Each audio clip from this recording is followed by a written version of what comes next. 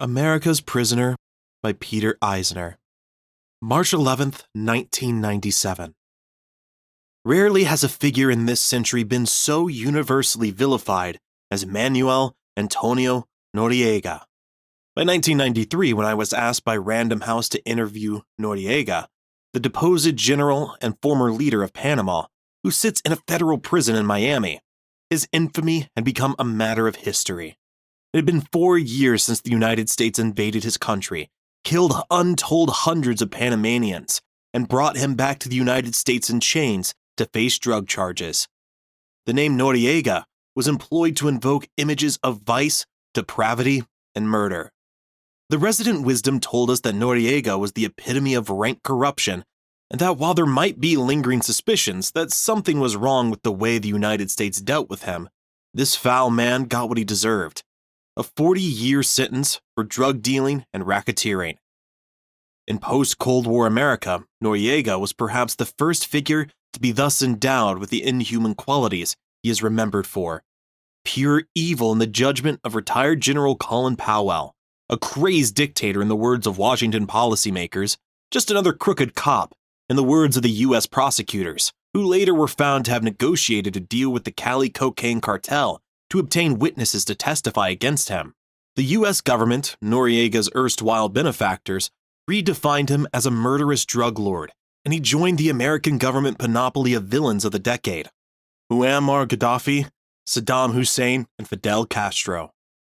The ignominy with which Noriega became known was accompanied by an almost religious fervor in the American public, an uncritical and angry view that rejected any attempt to deconstruct or reconsider the image of this singular personality.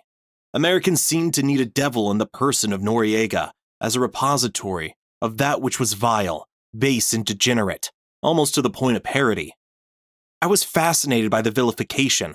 I had not written about Latin America since 1979, and had seen the poverty and suffering caused by corruption and authoritarianism. I witnessed death and violence propelled by superpower politics in Central America. By comparison, Panama was benign.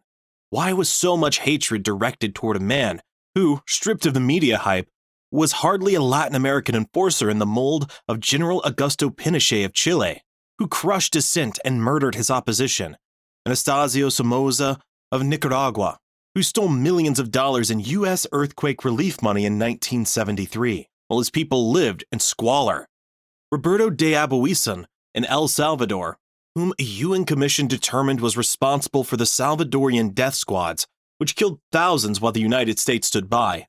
Collectively, the nameless generals and colonels of Guatemala in the 1980s, responsible for tens of thousands of political murders. All of those men were supported, to one extent or another, by a succession of American presidents who turned a blind eye to their murderous abuses of power. There is no way to defend the excesses of any military regime, including Panama's. I made numerous reporting trips to Panama in the 1980s. There were press restrictions, legal and political controls, and strong-arm tactics in Panama over the years. But it was obviously a safe haven from the war and destruction in most of Central America. Neither international human rights organizations nor the U.S. State Department could identify more than a scattered handful of politically related deaths in Panama in 20 years of military rule. Nor did they cite huge numbers of political prisoners, massive exiles avoiding persecution, or any of the other conditions of an extreme police state. The reason for Noriega's demonization was clear. The Bush administration wanted to invade Panama.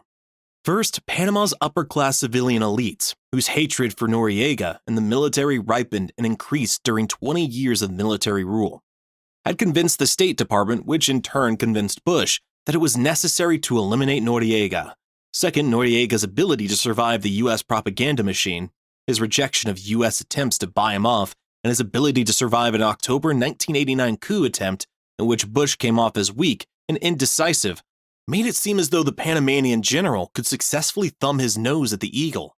The effect on Bush's approval ratings could be disastrous. And third, but not least, establishment of a government more responsive to U.S. desires could swing effective control of the Panama Canal back to the United States. As Noriega points out in his narrative, Panama was to assume superintendency of the canal for the first time on January 1, 1990. only 12 days after the U.S. invasion of Panama, and Noriega had designated the person to serve in that position. Any government prepared to intervene and wage war must convince its countrymen of the necessity of such action. It must use its propaganda machine to bring the debate down to the personal level. There must be a particular target of hatred to counteract and divert potential opposition. Nicaragua's Sandinista government, by this view, was partly spared from direct U.S. intervention because the State Department ideological teams were unable sufficiently to imbue President Daniel Ortega, who avoided the center stage and who ruled with others, the demonic qualities necessary for the job. Noriega was different, not telegenic, with poor public relations and more directly in control of his country. He could be objectified into the devil incarnate. Once done, the image passed into the realm of hardened resident wisdom. President Bush said Noriega had to be ousted to restore democracy, echoing the rationale for U.S. intervention in the Dominican Republic, Grenada, and Haiti. Less than a year after the Panama invasion, Bush nearly tripped into using the same justification for the Gulf War, except the idea of ascribing democracy to Emirate of Kuwait was so ludicrous that he had to divert attention toward non-existent glass-laden missiles and work on demonizing Saddam Hussein, who was still receiving U.S. aid when the first U.S. missile attacks on Baghdad began. The cry for democracy rang hollow in the desert, much as it did in Panama, where the United States connived to create the country in the first instance and then meddled in its affairs, with no interest whatsoever in popular suffrage throughout this century.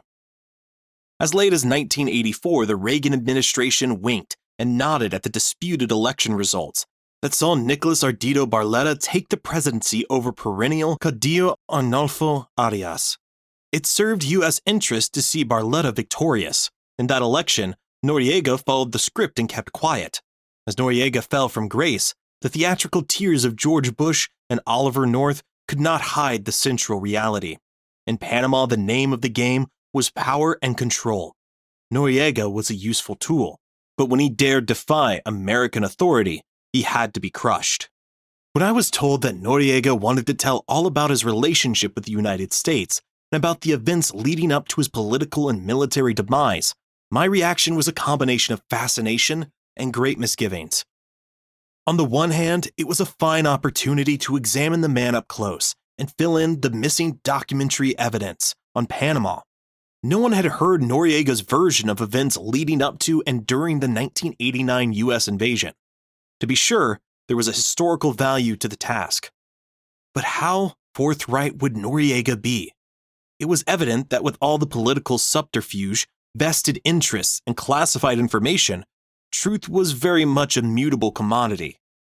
Would the facts as I gathered them jibe with Noriega's story, or with the popular assumption of Noriega's essential evil? I remained fixed on one motivation for interviewing Noriega, rooted in memories of the smell of death after the U.S. invasion of Panama, which I covered as a reporter. I had the certain queasiness that journalism once again had not properly set the scene or described the consequences of a remote political war. Beyond the damnation of Noriega and the pitfalls awaiting me should I undertake the project, I was driven by wanting to know the story behind the story. I shared in risking skepticism about U.S. actions before, during, and after the December 20th, 1989 invasion of Panama. I covered the Panama invasion for Newsday. I wrote about Noriega's capture on Christmas Eve 1989, his transport to the United States and processing in a Miami federal court and subsequent trial that led to his conviction in 1992 on charges of conspiring to deal drugs to the United States. He was sentenced to 40 years in prison. I saw the madness of the post-invasion, slept with a cardboard sheet as my mattress at a U.S. naval base with other foreign correspondents, heard the gunfire, saw the human remains, smelled the smoke and the death, and saw the fear and anger in the eyes of so many poor Panamanians. The invasion of Panama was the horrible and disgraceful result of American political folly. Within the U.S. military, no one less than a retired general and former head of the U.S. Southern Command, based in Panama until he was fired 6 months before the invasion, told me that there was no justification for invading Panama and seizing Noriega, and he was not alone in his contention. Something was awry.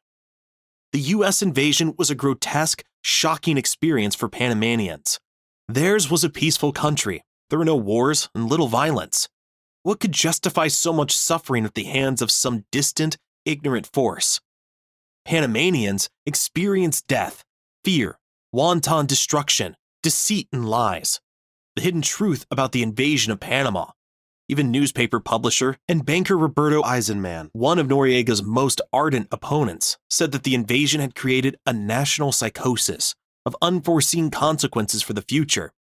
Few Americans, least of all soldiers, who lived through the invasion of Panama, thought it was their country's finest hour. The Panamanian government, far from considering the U.S. invasion worthy of celebration, declared that December 20th would be commemorated as a national day of mourning. Apart from limited appearances in the courtroom, Noriega's voice had not been heard since the invasion, but illusion needed to be sorted from reality. So we set up some ground rules. Nothing was off limits. I would ask Noriega questions, challenge, and record his responses. Noriega was allowed to review the transcript of his words in both Spanish and English, to make any corrections or revisions so that his version of events was exactly what he wanted to say. Next, I would produce introductory and evaluation material, based on the interviews with him and with other sources. Noriega was not allowed to review or contribute to the introduction and analysis of this book, for which I take sole responsibility. Footnotes accompanying the text were also prepared by me. The final product would be divided into 3 main sections: this introduction, the Panamanian general's first-person account on his rise and fall, and my afterword, which provides a ground view of the invasion of Panama and draws on interviews for an assessment of Noriega and the charges against him. This book is the result of a 3-year interview process, drawing also on my years of travels to Panama during crucial periods, including the immediate period before and after the U.S. invasion. The heart of this book is Noriega's account of his years in power, culminating in that invasion and the subsequent drug trial against him. The Noriega narrative is the result of dozens of hours of taped interviews, held mostly in the office of the deputy administrator of the prison. I told Noriega that he would get a fair hearing, but my role in interviewing him would not constitute a defense of his actions. I had no reason to see him exonerated or to embellish his career. I would report his words and would use them to analyze the record. While Noriega said he would deal openly with all issues, he would not discuss the steamier charges against him. For example, he did not provide detailed information about his finances, other than to say he had his own sources of wealth, that the CIA paid him more than the U.S. government admitted in public, and that much of his money came through his job as commander of the Panamanian military. Stripped of the power, he said, he was stripped of most of his wealth. In any case, he said, accumulating wealth in Panama is not a crime in the United States. Noriega also was not interested in discussing his own sexual mores, or those of anyone else, other than to say that sex and charges of infidelity are irrelevant to his case, and are part of the demonization process he was subjected to by U.S. propaganda, leading to the U.S. invasion. It was also apparent that he was protecting once and future friends, both American and Panamanian, not wanting to tell tales out of school in what he saw as an ongoing process. Clearly, Noriega had not given up hope of being exonerated. Noriega did not see this book as a confession in the twilight of his career. His decision to speak was tactical. Like any politician or interviewee, Noriega certainly wanted to put the best possible spin on events. At times, his remarks were obviously self-serving, but often he admitted to mistakes and miscalculations. Noriega surely will face peremptory criticism that his words cannot be believed. However, a dispassionate assessment of his claims and those of his accusers even the playing field. His accusers all spoke in their own self-interest. All had a keen stake in providing their slant on history. 26 of those who testified against him at the drug trial were fallen and convicted drug dealers or political and military rivals. A deeper investigation of those accusers shows that most had their own agendas. Some of his accusers were U.S. officials, all with reputations to protect. Some participated in hiding a full inquiry into the truth surrounding Noriega's case, invoking secrecy provisions in the law. There is no inherent reason why Noriega should be believed any more or less than any of these sources. They were all participating in a soiled system of vested interests, which redefined what was true to mean what could not be hidden, and what was a lie to be anything the bad guys had to say. Noriega's commentary is not a comprehensive memoir of his life and times. For the sake of brevity and interest, the arcane details of Panamanian politics and military relationships are not included here. Noriega said he hoped that his words will begin to revise the record about his life and times. He said he would continue to comment about Panama and the history of its relations with the United States. Instead, these Noriega interviews focused on key elements of his career, then vaulted to the major events involving U.S. policy during his tenure as commander of the Panamanian Defense Forces, from August 1983 through the invasion of Panama and Noriega's transfer to U.S. custody. My contribution is not meant to be an exhaustive biography or investigation. There are a number of sources, some cited in footnotes, that described Panama, Noriega, and his mentor Omar Torrijos at great length. Nor is the book intended to rehash the drug case against the deposed general. At least 5 major books have examined the drug charges, from various perspectives and with varying degrees of success. These books are also referred to both in the text and in the notes. Rather, my goal was to use the occasion of the Noriega interviews as an attempt to reassess the U.S. invasion of Panama and provide my analysis of the subsequent drug trial.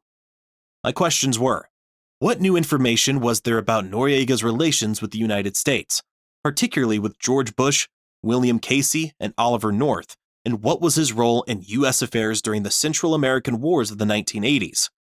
What were the untold stories about the U.S. invasion from Noriega's perspective? Was Noriega guilty of the drug conspiracy charges for which he was sentenced to 40 years in prison? Noriega dealt with these matters, but my analysis of the drug trial was nothing to do with his protests of innocence. I drew independent conclusions from the Noriega case. After sitting through the Noriega trial, reviewing trial testimony, interviewing lawyers, witnesses and investigators, intelligence sources, and Noriega opponents, I found the drug case against Noriega to be deeply flawed and wholly circumstantial. Not only did the accounts by several scores of convicted drug dealers often not match on basic facts, but also 3 years after the trial, at least half a dozen of those drug dealers were recanting or threatening to recant their testimony. I agree with an array of military, intelligence, and political officers who said the U.S. invasion was unjustified on legal, political, and moral grounds. It was wholly a result of hypocrisy and deceit in U.S. domestic politics. My analysis of the political situation and my reporting in Panama before, during, and after the invasion brought me to the conclusion that the U.S. invasion of Panama was an abominable abuse of power. The invasion principally served the goals of arrogant American politicians and their Panamanian allies at the expense of unconscionable bloodshed.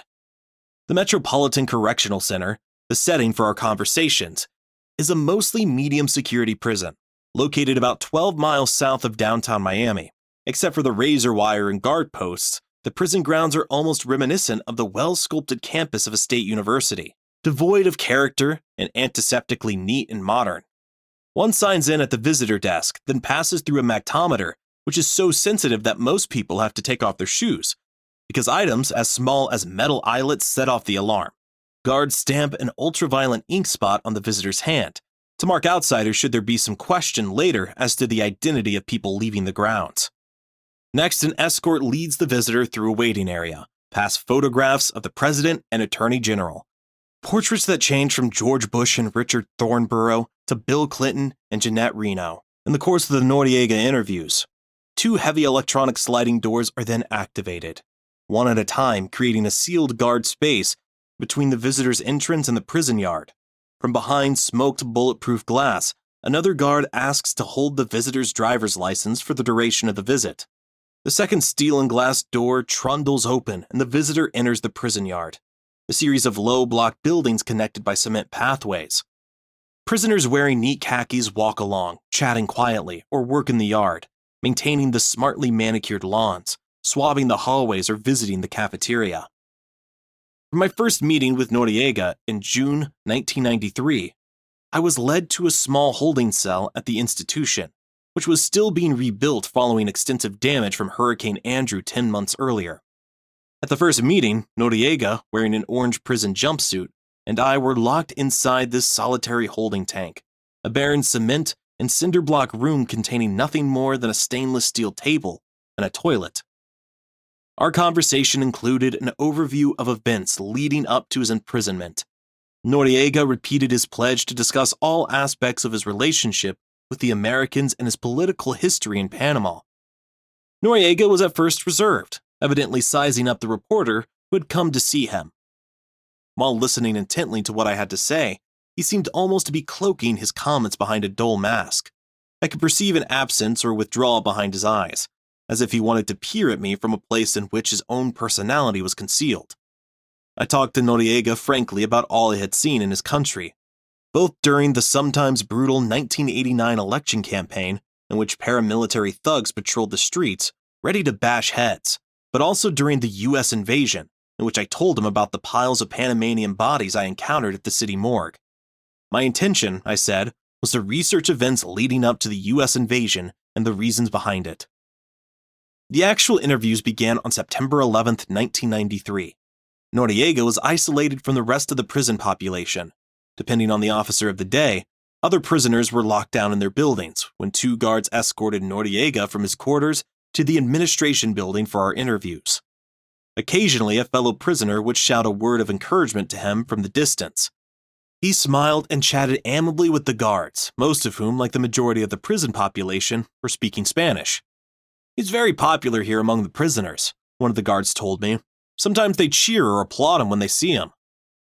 The only prisoner of war in the United States, Noriega, has certain privileges under the Geneva Conventions, including the right to maintain contact with a U.S. military liaison officer, the right to his rank and uniform, and the right to random meetings with representatives of the international committees of the Red Cross. Noriega dresses for visitors in a pressed Panamanian Defense Forces general's uniform and sparkling patent leather shoes. At our meetings, he usually wore a green Eisenhower jacket to ward off the cold air conditioning of the jail buildings. At first, I would meet him in the administration building. Later, I was allowed to see him in his Spartan quarters. The compound consisted of 3 small rooms, near clerical and medical offices in a small building separated from the main prison population by the winding cement paths. Noriega's living space added up to about 250 square feet. There was a small entrance anteroom, where a guard sat reading a newspaper by collect call-only telephone that Noriega assumed was monitored constantly by the government. To the left of the entrance, there was a small kitchen area, with a small table and microwave oven, where food trays were brought in to be reheated since, unlike other prisoners, Noriega ate alone. Beyond the tiny kitchen was a door leading to a small enclosed exercise area, where shafts of sunlight baked down through heavy wire grating onto a broken-down exercise bike. In one corner, Noriega had small pots, where he was growing tomatoes and oranges culled from seeds from the produce served at his meals. Noriega said he used the exercise bike frequently, his only source of recreation. Unlike the other 1,500 prisoners at the Miami Metropolitan Correctional Center, he did not have the freedom of going out in the prison yard. In a separate small room to the other side of the entrance, there was a metal cot that served as his bed, a tall filing cabinet with a small color TV on top, and a plain lidless toilet and shower stall. Noriega's movements were monitored 24 hours a day via a video surveillance system overhead. Noriega spent hours on the telephone talking to family and friends. His biggest complaint with his quarters was the air conditioning, which produced a strong chill even at midday in Miami's subtropical summer. He laughed when, even with the door to his exercise area open to bring in blasts of hot air, visitors began shivering. "You should have brought a sweater. You can catch a cold," Noriega said. "I never get over the chill." Prison administrators said they could not control the climate in the room, since it was attached to the medical compound, whose equipment had to be kept cool. Because of the proximity to the medical compound, other prisoners were often hanging about outside Noriega's cell, sometimes calling words of encouragement. "Tony," they shouted, "hang in there." "Manny," others called, adopting a nickname he has never used. "Keep the faith." "Always they say friendly things," Noriega said. "No one is ever hostile."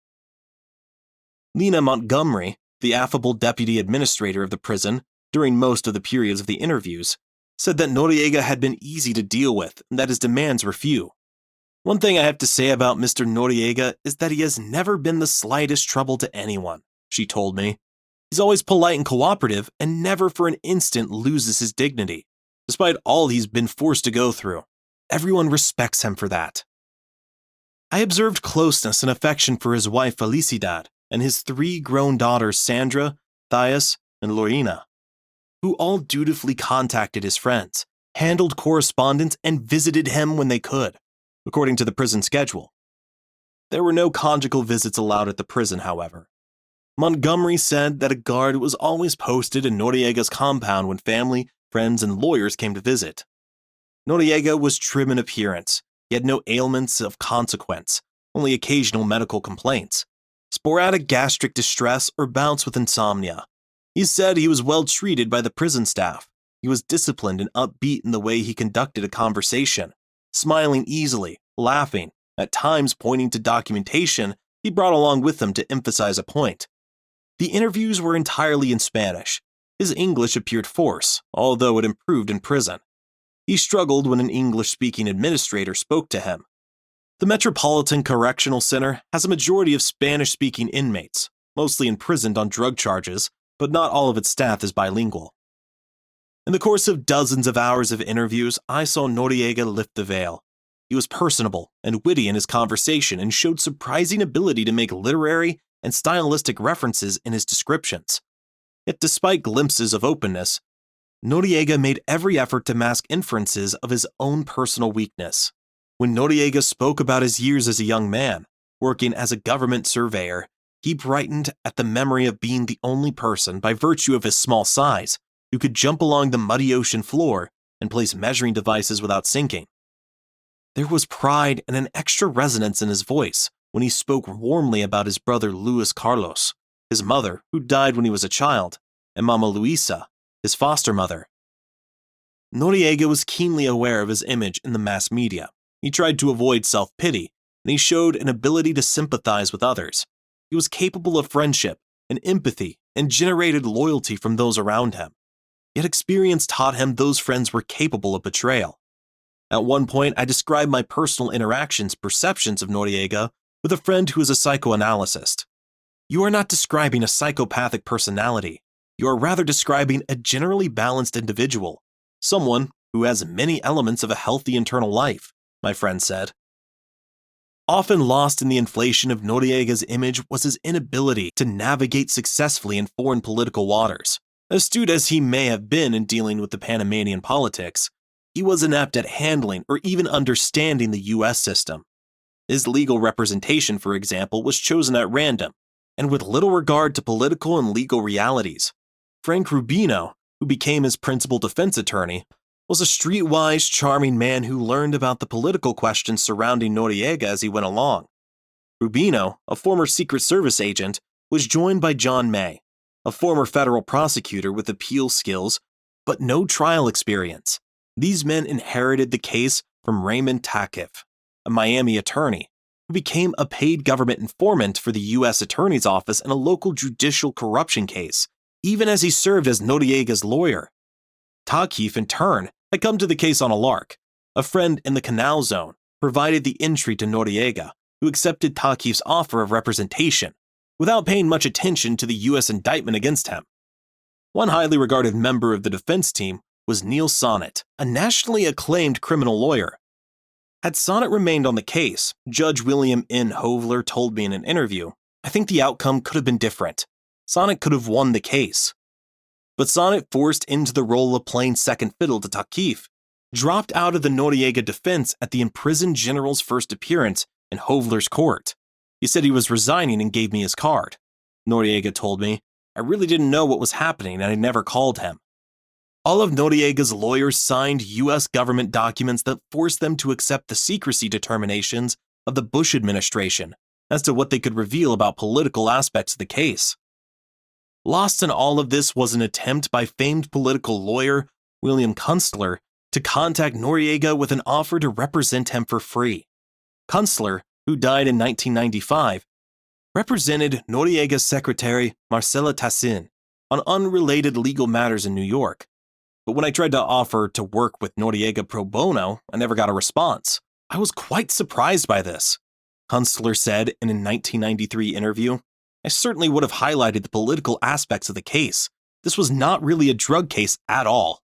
As a sign of his lack of knowledge and naivete about the U.S. system, Noriega said he had never heard of Kunstler and did not receive any such offer of representation, indicating Kunstler's offer was somehow intercepted. I wish I had known that such a man existed and that he could have helped me, Noriega said, but I was so isolated when the Americans arrested me. I had no idea about who Kunstler was or that he had offered to be my lawyer. Rubino, May, and Judge William M. Hovler said they were also unaware of Kunstler's overtures to represent Noriega. Noriega's comments were sometimes topical, other times ironic. He mentioned current events several times in the course of the interviews. Once he was genuinely irritated when he read a news story that Colin Powell had been paid a $6 million advance to write his memoirs. How can he be paid so much? Noriega asked. Who is he really but a yes man for Bush? What did he really ever do? My explanation that the market forces driving the publishing industry, along with Powell's potential presidential candidacy, had established the price did little to mollify his distress. I'm sure that in the course of history, my name will be remembered far longer than his, Noriega said. Noriega's reaction to Powell was filled with irony. He was feeling the competition of the literary marketplace with the general who launched the invasion that led to his capture. Powell is a traitor to his own people, Noriega said. Having masterminded the invasion, which bombarded so many black Panamanians, he will have to live with his conscience. Powell seemed, from his autobiography, to know little and care less about Panama. He paid lip service to the selective old Bush administration catchphrase of restoring democracy as justification for circumventing international law. Panama was Powell's trial by fire. After just 24 hours on the job as chairman of the Joint Chiefs of Staff, he participated in the botched support and amateurish analysis of an October 3, 1989 coup attempt against Noriega. The plotters had to express a clear intention to restore democracy, or we don't commit, George Bush told Powell. After the coup, Powell agreed with Maxwell Thurman, the general in charge of the U.S. Southern Command based in Panama, that if we were ever forced to act in Panama, we would recommend getting rid of the Panamanian military. Max began to develop a plan to do just that. On another occasion, Noriega called me from prison shortly after the not guilty verdict in the 1995 O.J. Simpson murder trial. I asked Noriega his opinion on the verdict. Well, that's the American system and it doesn't surprise me, he said. But really, let's talk about reasonable doubt. If there was reasonable doubt in the Simpson trial, what about my case? Another time, he used Britain's Princess Diana as an example of why it was sometimes best to allow rumors to lie fallow rather than dignify them with a response. Diana had just given an interview to the BBC in which she acknowledged having an affair with a British Army captain after the collapse of her marriage to Prince Charles. She didn't need to admit that. It didn't strengthen the rest of her case, Noriega said. Once you raise the subject yourself, there's no end to it. People start examining the details, and you're drawn further and further into the subject, which may not have been worth all the attention in the first place. Better to maintain silence and focus on the subjects that you find more crucial to your defense. In the interviews, Noriega's shrewd defenses and analysis were always at work. He viewed his prison stay as an opportunity to patiently pick away at the U.S. government actions against him. With time and patience, he said, he believed he would win. It's important not only to get out of jail, he said, but also to get out on my own terms. That is, with the American acknowledgement that they had committed the crime, not me. While he was surprisingly upbeat, I saw some reflective moments. One day, seated together in the deputy warden's office, I saw him gazing out the window toward the parking lot, where visitors came and went. I've never seen the front entrance of the prison, he said. Tell me what it looks like. I want to project in my mind to what it will look like on the day that I walk out of here for the last time, through the front door. All the while, Noriega reminded me he was prepared for letdowns. For some erstwhile friend to cross him, as had happened in so many cases, his closest friends and aides had ended up being traitors. As he often said, in almost a lament, he is a friend, if one can say that there are any friends in this business. I reminded Noriega early on that we had met once before. The brief meeting came 4 years prior to our encounter in the Miami jail, on October 11th, 1989. 1 week after a coup attempt that almost took his life. At the time, the Soviet Union had not yet been dismantled. The Berlin Wall was still intact. Wars were still being waged in El Salvador and Nicaragua, although Central American presidents were negotiating around the United States toward a settlement that would end a conflict in which tens of thousands of people had been killed and billions of US dollars expended in a supposed war to contain communism.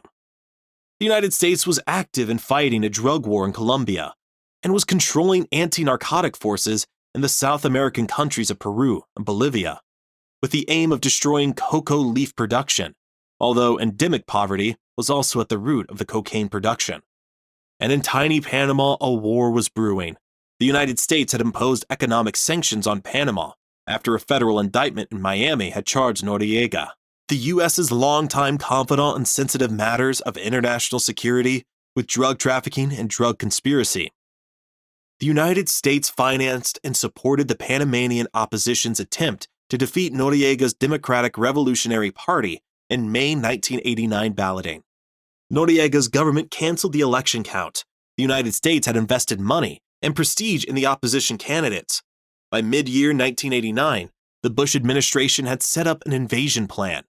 Admiral William Crowe, chairman of the Joint Chiefs of Staff, and General Fred Warner, the Panama-based head of the U.S. Southern Command, went to the State Department in early summer and voiced opposition to the invasion plan. They were both dismissed.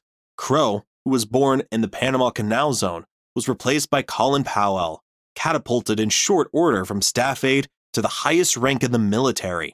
Warner, criticized by conservatives and Panamanian opposition leaders for being too soft on the Panamanian military, was replaced by Thurman, who was given the task of setting up the invasion. Noriega and his forces were tense. There were occasional and escalating provocations with U.S. forces, who not only lived in absurdly close proximity to, but also worked alongside their supposed enemies. The Panamanian Defense Forces, formerly the National Guard, and before that the National Police, were created and fostered by the United States. Noriega was a graduate of U.S. military training courses and the liaison between General Omar Torrijos and the Americans. Torrijos died in a plane crash in 1981, amid charges and countercharges never proved that the death was other than accidental. He was buried at Fort Amador, at a site that symbolized the absurdity of the situation. It was a small neck of land extending out into the Panama Canal, an enclave of ivy-covered administration buildings and tended greenery that evoked all the quaintness of the colonial protectorate that Panama had been since 1903. Amador and the Canal Zone at large had been returned mostly to Panamanian control in stages after the 1977 Panama Canal Treaties, shepherded into existence by Torrijos and President Jimmy Carter. So now next to Noriega's command office at Fort Amador, framed by the mausoleum where Torrijos was buried, were buildings still occupied by the Americans. The fort was guarded by a joint Panama-U.S. military checkpoint. It was a coexistence born of the colonial relations between a superpower and its surrogate army. But the surrogate army was in open defiance. Noriega saw a widespread conspiracy against him and against Panama. He saw journalists, especially American journalists, as tool of that conspiracy, if not conspirators in their own right. And so in the days after the October 3rd coup, which found him huddled on the floor and praying for a swift and painless death, he banned the entry of American journalists into Panama. I had gotten around that ban and was reporting on the growing war atmosphere. I had been seeking an interview with Noriega through his aides in Panama City to obtain his version of the coup attempt. I was told that Noriega would be attending a diplomatic event at the Rio Hato Air Base, a one-time U.S. Army air base, about an hour's drive up the Pacific coast from Panama City, and that this might be a good opportunity to approach the general. It was indeed. Despite all the rumors about Noriega, about CIA plots and military plots to kill him, I was surprised to find that I could enter the Rio Hato base easily and was waved through a guard booth without so much as having to stop or show an ID card. I drove until I came to a party facility, a long slab of cement with a thatched roof but no walls, which had a bar at one end. Traveling with some friends, I parked my car across the street and walked to the party area. A number of men were gathered in small groups all around, drinking beers and chatting, among them some foreign military advisors. I remember a Canadian and a French military attaché. I spoke for a while to the Panamanian ambassador to Haiti, and to several other Panamanians, all at the time wondering when Noriega would make his appearance. "When does he show up?" I asked one Panamanian standing nearby who looked bewildered. "Oh, he's here," the man said, and nodded toward a figure standing on one side of the building, in the shadows of the thatched roof, very close to where we stood. It was Manuel Antonio Noriega, holding a long-necked bottle of beer, dressed in field fatigues and a baseball cap, looking perhaps a bit out of place. I was surprised again that there was no security entourage at the base, or anywhere in evidence. "General," I said, approaching him and offering my hand, "I'm a reporter from the United States. I'd like to ask you a few questions." Noriega appeared startled by the approach. "But don't you know that I'm afraid of reporters?" he said. "I don't like talking to reporters." "Well, no reason to be afraid of me," I said. "At least I speak Spanish. I don't see myself as being a bad guy." Only the very start of a smile reaching his upper lip. "Well, I'll talk to my aide Lopez, and let's see if we can work something out," he said, and then walked off. Nothing was ever worked out. Noriega told me he remembered the event that day, but did not remember my being there. It was the anniversary celebration of the Rio Hato Air Base's regulation from U.S. to Panamanian control. Try as he could, he had no memory of an American reporter approaching him and asking for an interview. "But it is true," he said. "I was always afraid of reporters, the way they were going to twist my words and what I was trying to say. I still am." In the end, Noriega sought to avoid a tell-all tabloid account of sex and scandal. He wanted rather to correct the history of his life and times. During the 1992 presidential election, many people assumed that the imprisoned general would reveal some last-minute detail about George Bush or some other U.S. politician, perhaps a personal intrigue, perhaps information on a secret intelligence operation that would turn the tide of the elections. But Noriega said he had no such information, that the behavior of Bush and the hypocrisy and moral compromise of American policy were scandal enough. In part, Noriega clearly decided to take the high road. There were stories to be told in Panama about the drug use of one U.S. senator or the skirt-chasing activities of another. But Noriega chose not to tell them. If he had happened to have a juicy story about Bush, however, he might not have been so restrained. Noriega as a man was rather reserved, not effusive, not charismatic. This is the story of the conversion of Noriega from man to image, an image that the United States needed to be built up so that it could be destroyed. Such a story is important in its own right for those who seek to understand U.S. foreign policy. For those prone to dismiss Noriega's words, they could do well to consider something that every lawyer knows. An honest man will get the facts wrong some of the time, and a liar must tell a measure of the truth.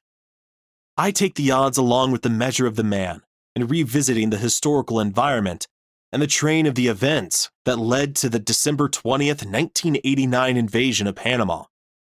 One should not dismiss out of hand what Noriega has to say. It's certain that his percentages couldn't be much worse than those of the convicted drug dealers and the scheming U.S. officials who participated in his demise. Manuel Antonio Noriega probably will always be judged according to the refracted vision of the beholder. For some, he will remain the devil.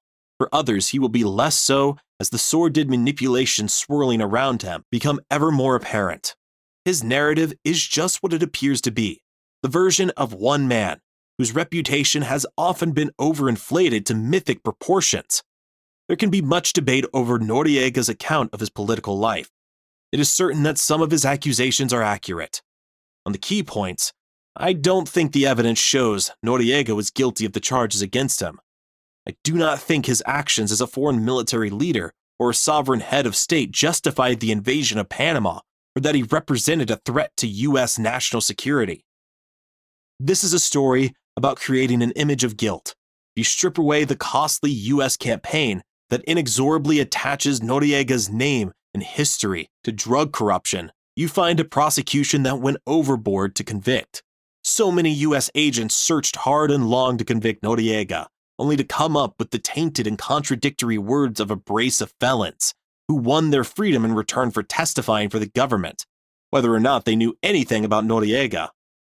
For the prosecution, the standard of proof sometimes seemed to be less whether they were telling the truth than whether their stories would get by. All of this did great damage to the U.S. criminal justice system. For that reason, I challenge those who say that the details of Noriega's case didn't matter, that he was dirty, that any means used to convict him were satisfactory. I have no evidence, but nothing will dissuade my absolute conviction that he was involved in drug trafficking, said former Ambassador Briggs. There were three main reasons for the invasion, which had nothing to do with legitimate security interests. The wimp factor, that is, Bush's desire to counteract a growing image of weakness and protect his approval ratings, Panama's failure to help the United States with Iran-Contra, and the right-wing U.S. concern that the United States would soon lose influence over the operations of the Panama Canal, with Japan waiting in the wings. In these pages, I have provided comments on Noriega's claims, his relationship with the United States, the Spadafora killing, and the drug charges, along with perspective of the U.S. invasion of Panama. In brief, Noriega's description of the plan to use explosives to sway opinion in the Panama Canal Zone in late 1976 squares with published information that an American Army sergeant may have been involved in such an operation. At the time, the use of C4 plastic was not widespread, and such explosives, which were used in the bombings, would likely be of U.S. origin. The CIA station chief in Panama in 1976, Joe Kiyonaga, died in 1988. His sons John and David, both attorneys, said they knew nothing about the incident. The Defense Department and the CIA, responding to Freedom of Information requests, either said they had no information or that they would not acknowledge such information even if they did. Noriega's accounts is the only one describing involvement by then CIA Director George Bush. I found no confirmation of Noriega's account.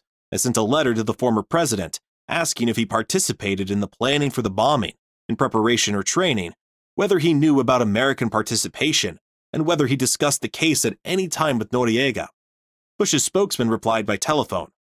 According to his recollection, the answer is no to all 5 questions, but to make sure, he sent your letter to John Deutsch, director of the CIA. Several days later, the spokesman phoned again, saying, "The CIA has nothing to add to what President Bush already said."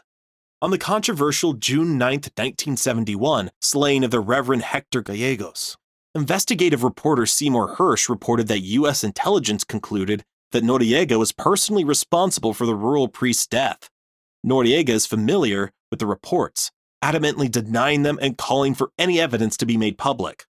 On the death of Torrijos, there are charges and countercharges concerning the plane crash that took the Panamanian leader's life. U.S. officials in Panama at the time of Torrijos' death, who were familiar with the investigation into the crash, conclude that there was no foul play and that pilot error may have caused the accident. U.S. intelligence sources confirm Noriega's accounts of meetings at their behest in Cuba.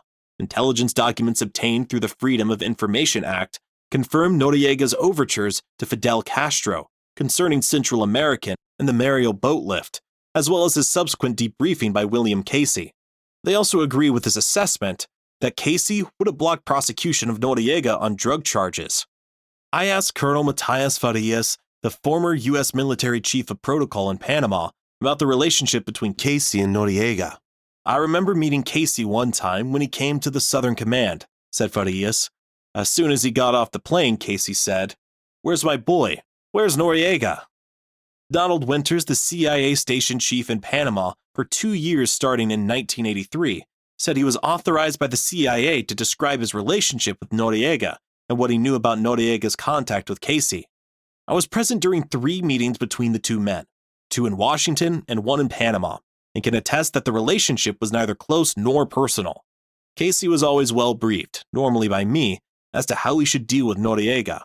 Intelligence officials deny that Panama or U.S. territory in the Canal Zone were used to train Salvadorian military or death squad members, but those denials may not settle the issue.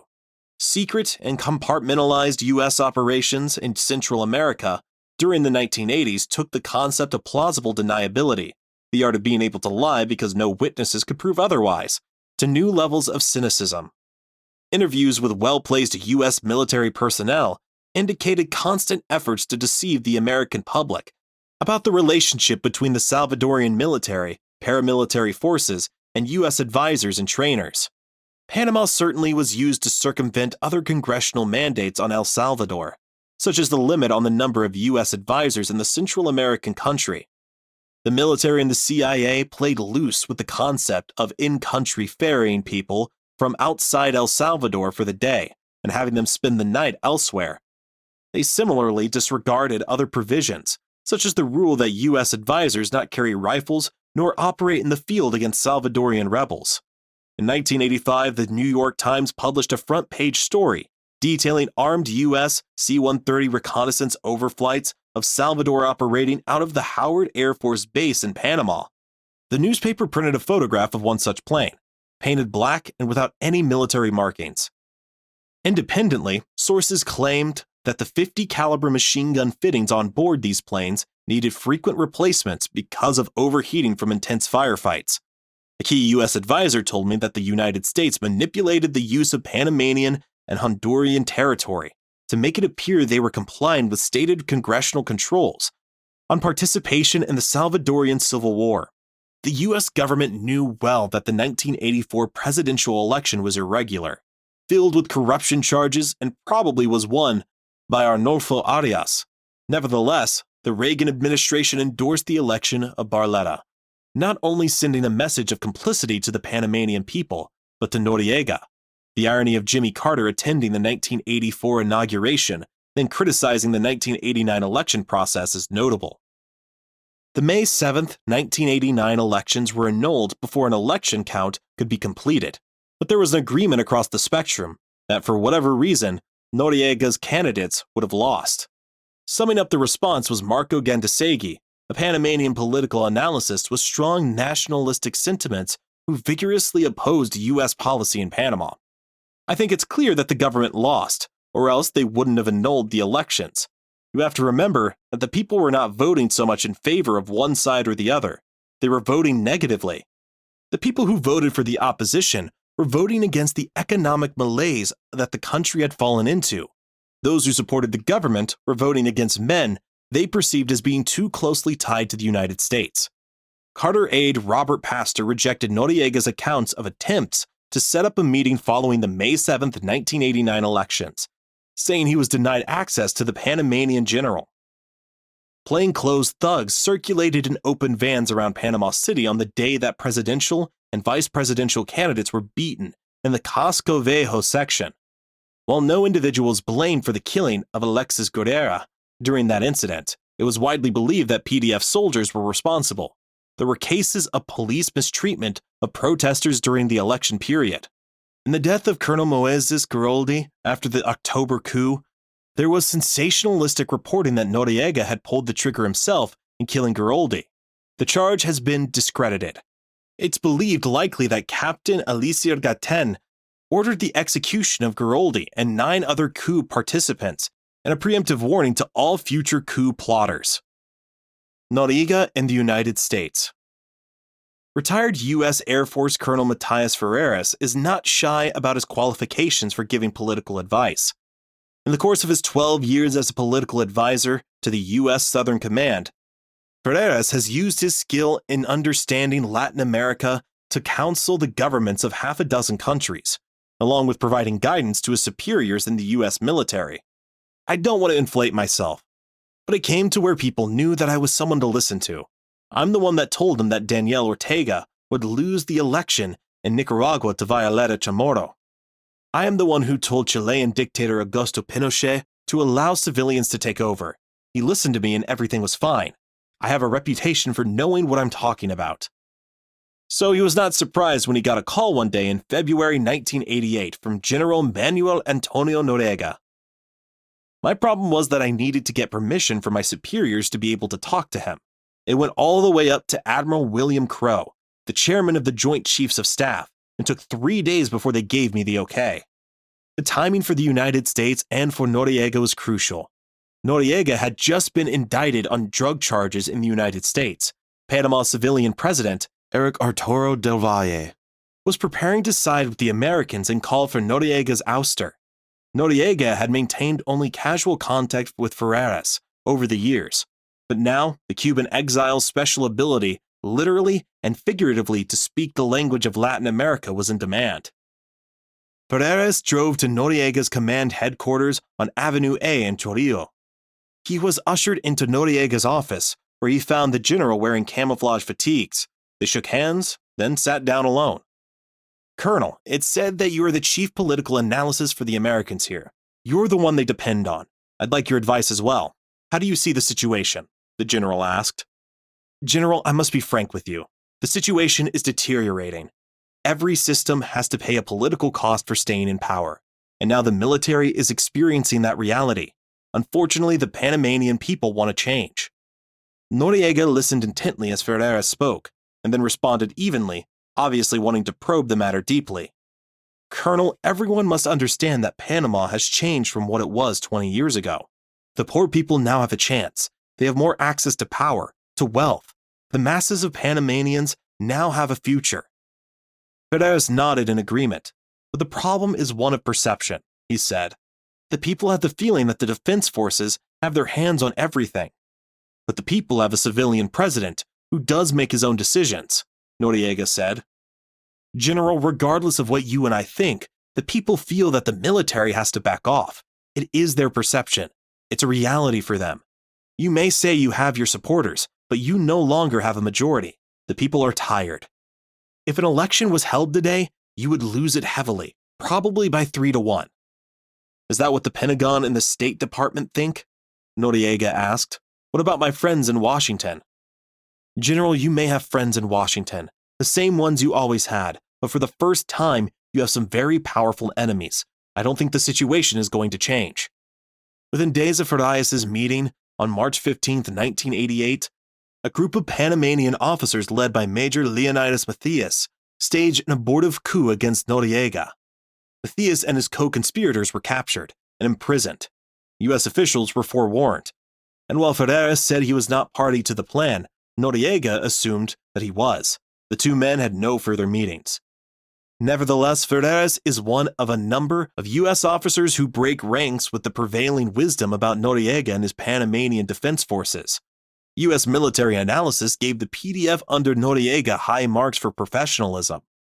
Indeed, independent assessments by U.S. military sources said that Noriega had upgraded an organization that started out as a police force into the military organization it needed to be in order to protect the Panama Canal. "Noriega brought the PDF into the 20th century, said one U.S. officer. "The goal was incorporating the military into canal defenses. I was personally disappointed with the invasion and the decision to dismantle the military."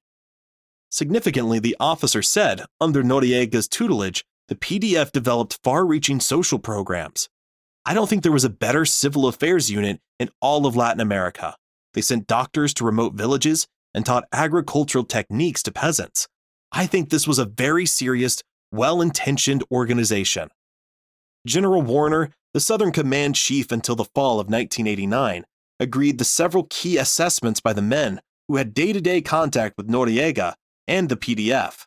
"Overall, I never saw any credible evidence of drug trafficking involving General Noriega," he said. "My analysis was that the U.S. policy of isolating Panama and its military was counterproductive to U.S. interests." It was Warner who, forced into retirement for refusing to invade Panama, had a concise answer to the question: why did the United States invade Panama? "The invasion was a response to U.S. domestic considerations," he said. "It was the wimp factor." A declassified Defense Department intelligence report in 1976 described Noriega as a Caucasian with apparent negroid trace, 5 feet 6 inches tall, 150 pounds, medium build. As a student at the Instituto Nacional, he was active in socialist youth activities and became a member of the Panamanian Socialist Party, a Marxist-oriented group. Inactive since the mid-1960s, while attending secondary school, Noriega wrote a number of nationalistic poems and articles, which were published in local newspapers. Large portions of the intelligence documents were blacked out by censors, including areas dealing with Noriega's private life and personal acquaintances. But the document does say that Noriega has maintained a friendly and cooperative relationship with U.S. military personnel since prior to joining the National Guard in 1962. He has a decided preference for U.S.-style food and a particular fondness for hot dogs. He likes the finest brands of scotch with water, He chooses his friends carefully when drinking. He does not like coffee and would rather drink tea or juice. He does not smoke but chews gum. He likes caramel and taffy-type candies. No police record available. Noriega admits that he and fellow high school students used to throw rocks at the Panamanian police during his high school days. It can be concluded that any arrest record was destroyed after he became the National Guard G2, Intelligence. Noriega is a Catholic, but his religion has little, if any, effect on his military or political views. Noriega is intelligent, aggressive, ambitious, and ultra-nationalistic. He is a shrewd and calculating person. Although loyal to the Brigadier General Torrijos and respectful of his superiors, he berates peers and subordinates, often in the presence of others.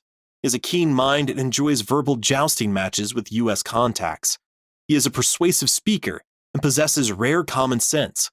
He is considered to be a competent officer with excellent judgment and leadership ability. He has long been one of Torrijos's principal political deputies and has played a significant role in shaping international policies of his country. With his experience as G2 since 1970, which includes control over the National Department of Investigations, DE&I, concerned with international security and criminal investigations, and the immigration section of the Ministry of Government and Justice, Noriega seemed assured of maintaining a role of power broker. It should be of no surprise to someday find this officer in the position of redacted. In the event of a confrontation between the U.S. and Panama's current regime, Noriega would be a capable adversary. It's believed he would endeavor to maintain a limited liaison contact with certain U.S. officials, as has been his policy in the past. Noriega feels the U.S. should normalize relations with Cuba as a means to combat Cuban fanaticism. Past reports reveal Noriega's belief that the best way to control your enemies is to maintain close contact. The organization of his G2 offices reaches out to all sectors of the public domain and provides collection of raw data and intelligence, which permits Noriega to be the best-informed individual in Panama. He is often selected to represent the government of Panama on diplomatic trips and/or on important military conferences and negotiations abroad. He is considered to be one of the most powerful figures in Panama with close ties to Torrijos. He is a man of action and not afraid to make decisions. For example, in January 1970, he refused to allow hijacked aircraft to be refueled, and in the subsequent attempt to capture the hijacker, the young man, a mental case, was shot and killed without quarter. This incident, the only recorded hijack attempt in Panama, served to earn Noriega the grudging respect of the public and gave advance notice of his capability. Subsequently, in 1970, Noriega directed the pursuit of a small terrorist guerrilla band with helicopters. Noriega is an aggressive leader. He is respected by friends and feared by enemies. He depends on his intelligence organization and close relationship with Torrijos for the maintenance of power. He is considered to be at the top of the list of several likely successors to Torrijos as Commandant of the National Guard should that position become vacant. Some observers view him as the possible future dictator of Panama. He was instrumental in Torrijos' counter-coup of December 1969, and since 1970 has been the leader of one of two informal officer cliques within the National Guard.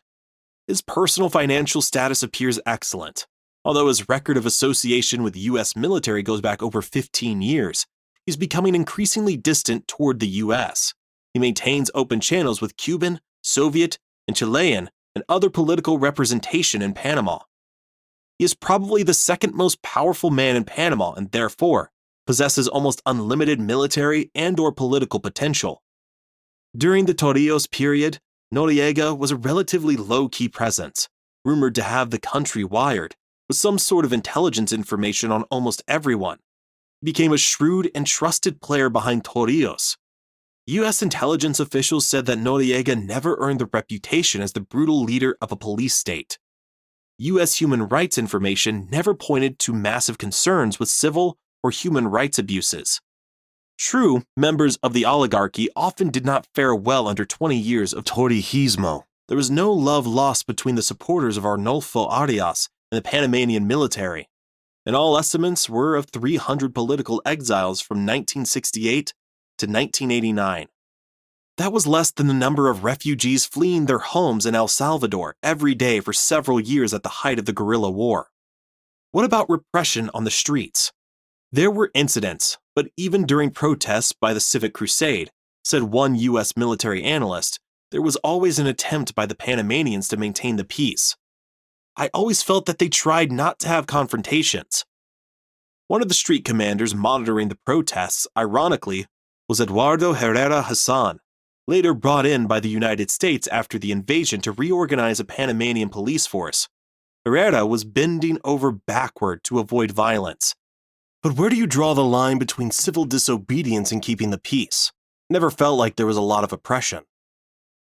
It was impossible to say that Noriega was wildly popular on the streets of Panama. He was not. Noriega underestimated the power of the Civic Crusade, which was much more broad-based than he realized. Panamanians saw their country in contrast to Central America on one side and the wealth of the Americans on the other. There were no wars and little violence in their country of 2 million, no killings or death squads as in El Salvador, no guerrilla attacks or civil war as in Nicaragua or Guatemala. People looked around them and saw that their lives should have been better. Where was the prosperity they hoped for? Why had the promise not been achieved? People blamed the Panamanian Defense Forces, even before the U.S. pressure and all the more latter. With the U.S. economic sanctions, they were squeezed harder than ever.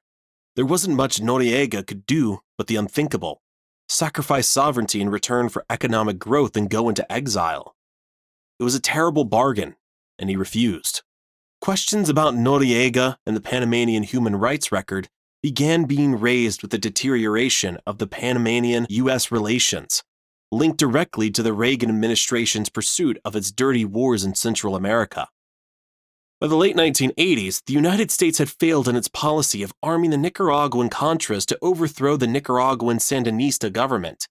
U.S. intelligence officials who were close to the operations in Central America said Noriega was peripheral to these activities. Significantly, however, when Noriega was asked by Oliver North to participate in dirty wars by mining Nicaraguan harbors, he says he refused. North has claimed that the offer to participate in Central America was a Noriega initiative. North's own associates, however, reject this. "I love Ollie," one associate said, but he knows that the idea was his alone. Noriega refused to go along with it. "Unfortunately, the problem with Ollie is that you can never believe anything he says," said Vince Canestaro, a former CIA deputy regional director who was second in command to North on the National Security Council. The story of Noriega meeting with North in London was further complicated when Special Prosecutor Lawrence Walsh released copies of North's notebooks, which indicated that Noriega was the source of the offer. There were opposing views on the significance of these notebooks, which indicated detailed contact with Noriega regarding the Panamanian leader having offered to take action. Canestaro and other U.S. intelligence officials said that offer would have been out of character.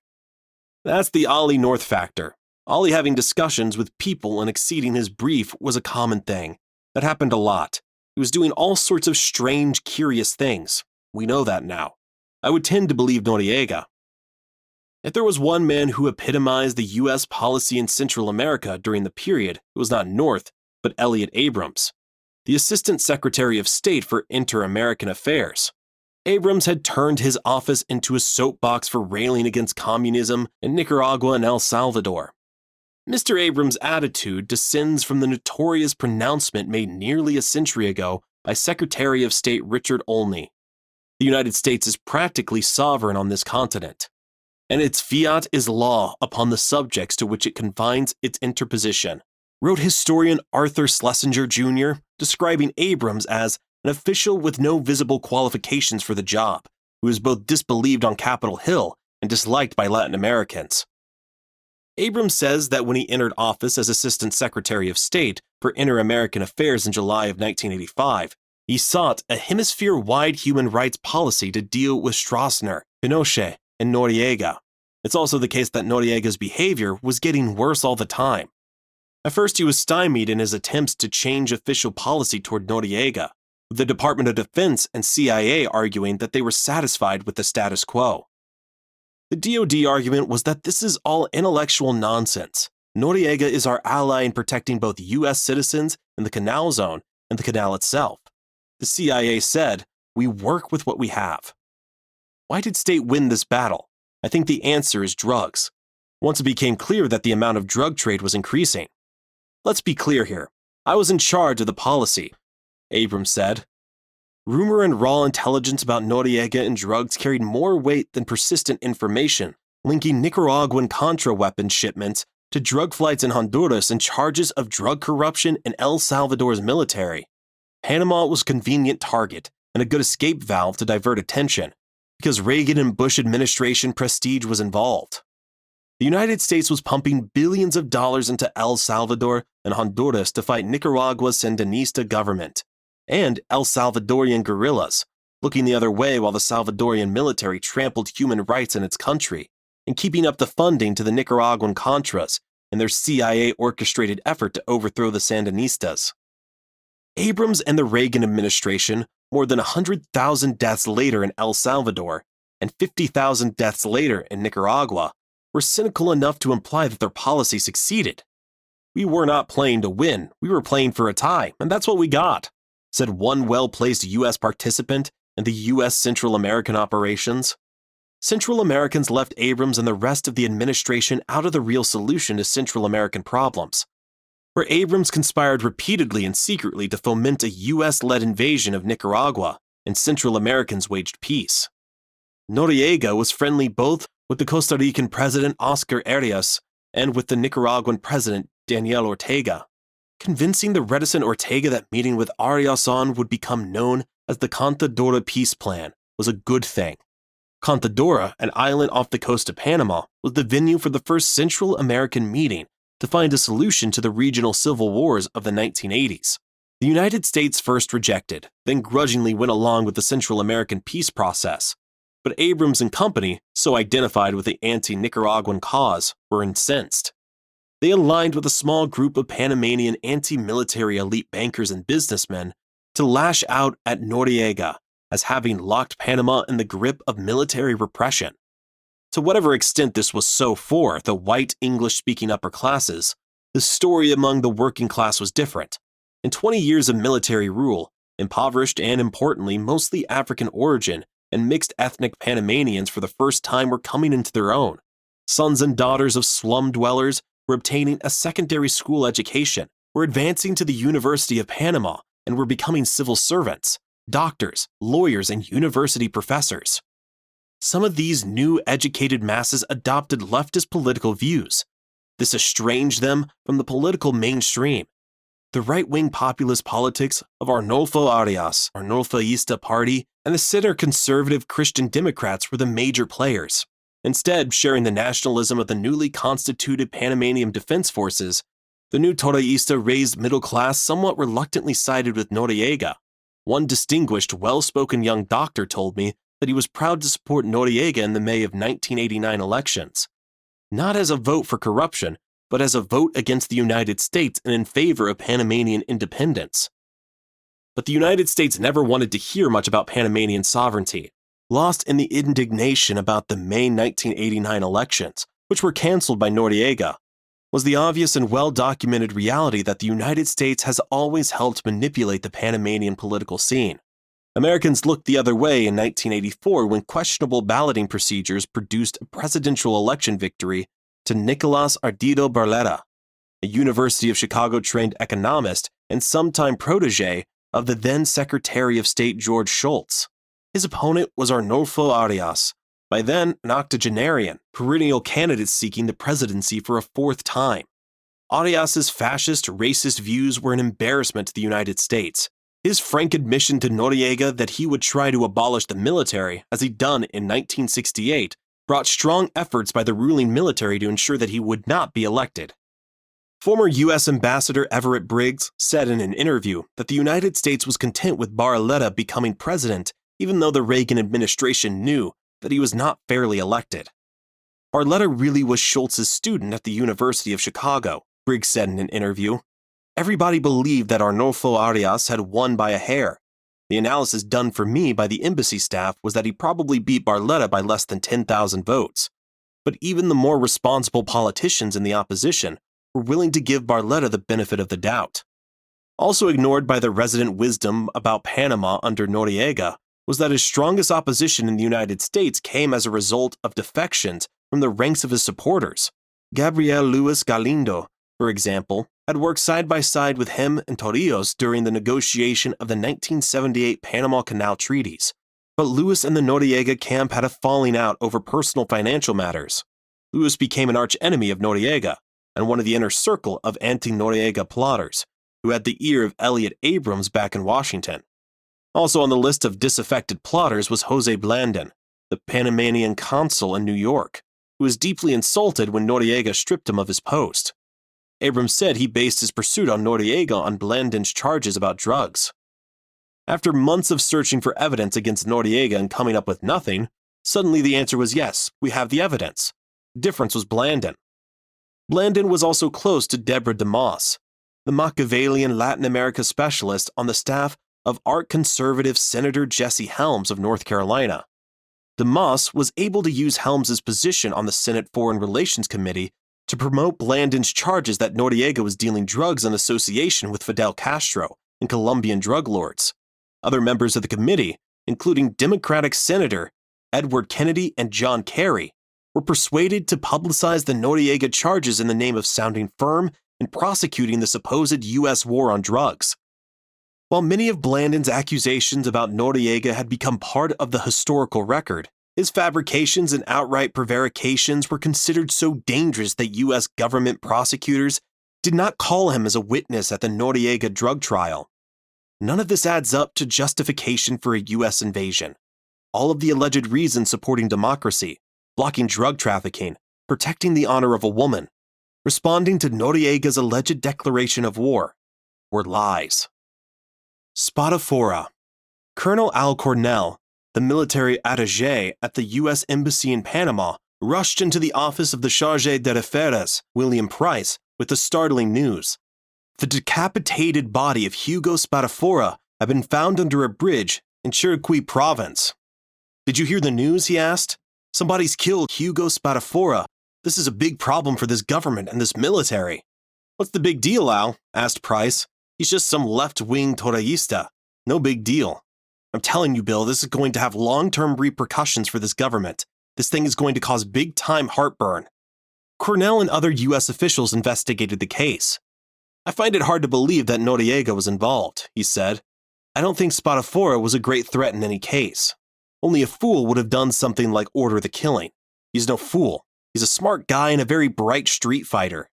Don Winters, the CIA station chief, agreed with Cornell that there were big problems, but he doubted Noriega's involvement.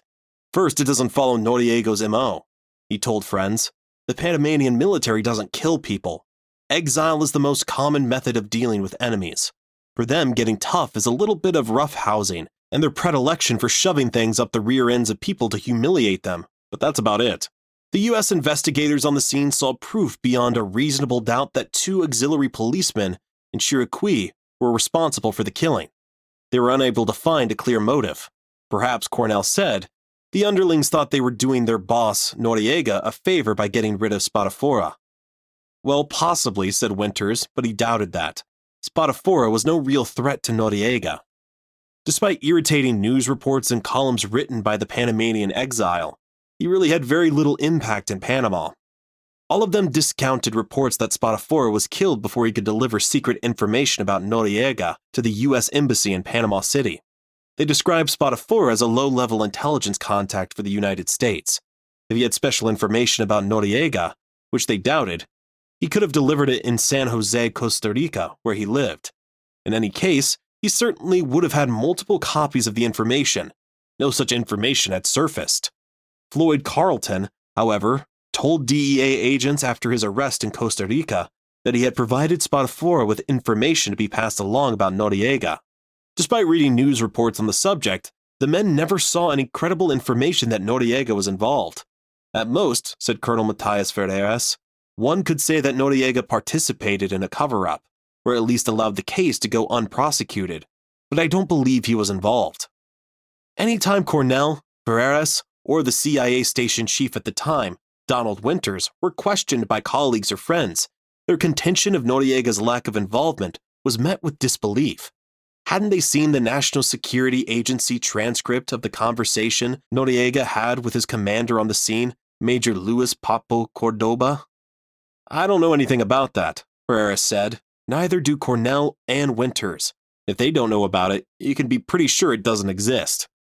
Without a doubt, linkage of Noriega to ordering the Spadafora killing was the most significant item cited in rallying opposition to him both in Panama and the United States. Indeed, even when federal judge William N. Hovler pondered the possibility that Noriega was innocent of drug charges against him, he told me that he was placated by the knowledge that Noriega was a bad character. In any case, he was involved in the Spadafora killing. The judge's assumption of the resident wisdom about the Spadafora case prompted a deeper look at the background of the charge that Noriega ordered the killing of Hugo Spadafora. Interviews with government officials and journalists who wrote stories about the Spadafora killing have failed to develop an original source for the NSA transcript. All published reports I could find concerning the alleged National Security Agency quote were traced back to Guillermo Sanchez Borbón, whose column in the anti-Noriega newspaper La Prensa first published charges of the general's involvement in the killing. Sanchez Borbón said candidly in an interview that he could not confirm the source of the quote and that his book about Noriega in the time of the tyrants was not entirely true. It was not an objective book.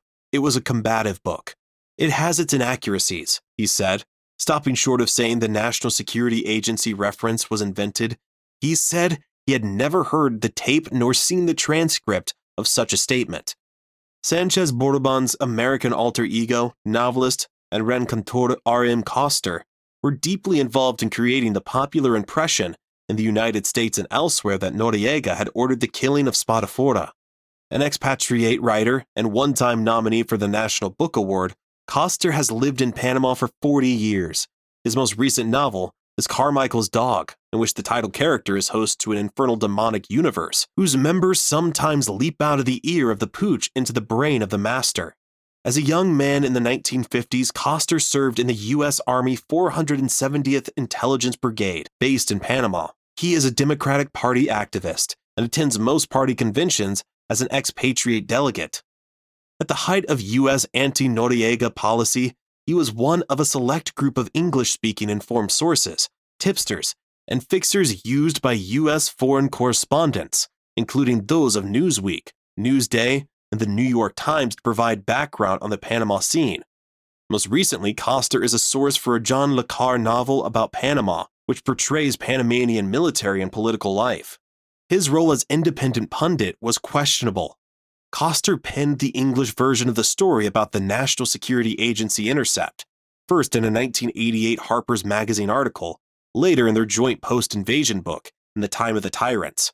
3 U.S. military and intelligence sources, Winters, CIA station chief in Panama, Dewey Claridge, his superior at the CIA in Washington, and Cornell, the military attaché in Panama, all on post at the time of the Spadafora killing, said they had never heard such an intercept and did not believe it existed.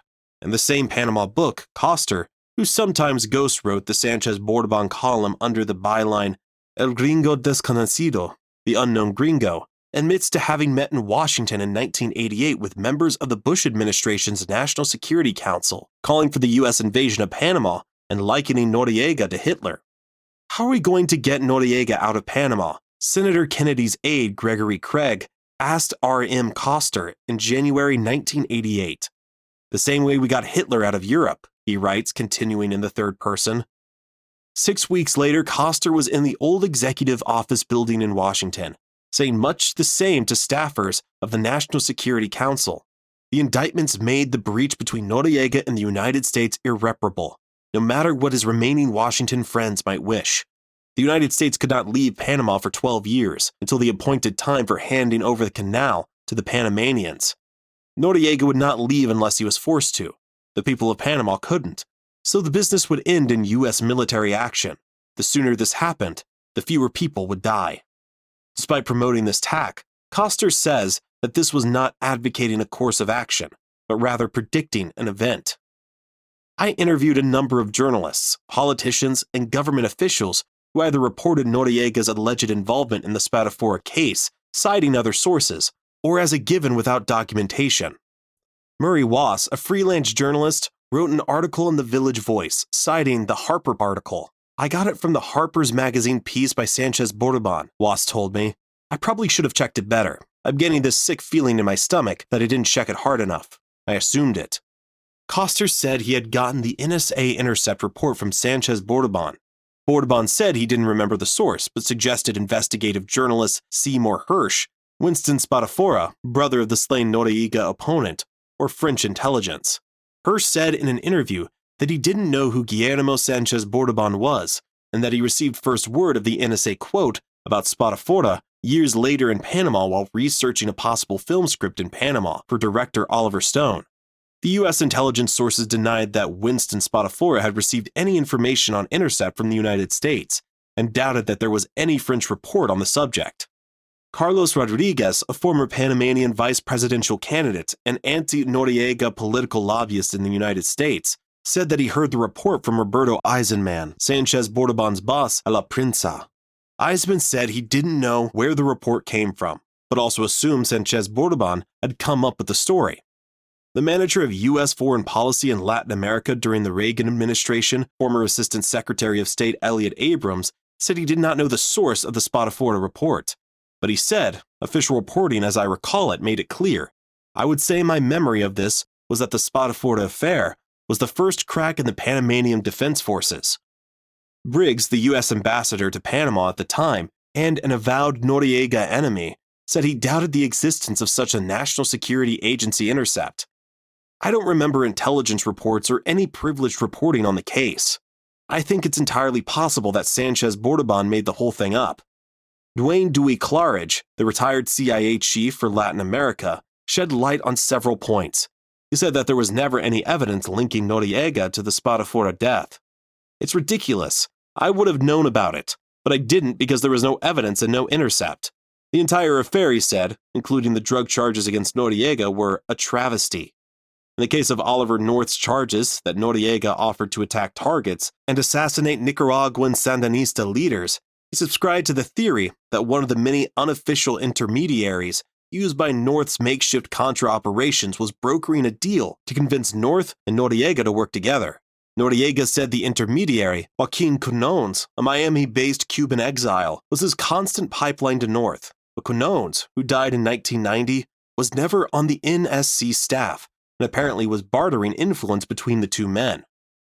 A trial outside the trial. Other than the government witnesses against Noriega and those officials and opponents in Panama who said he must be guilty of drug charges, I found few people close to the situation who thought the drug conspiracy charge was valid.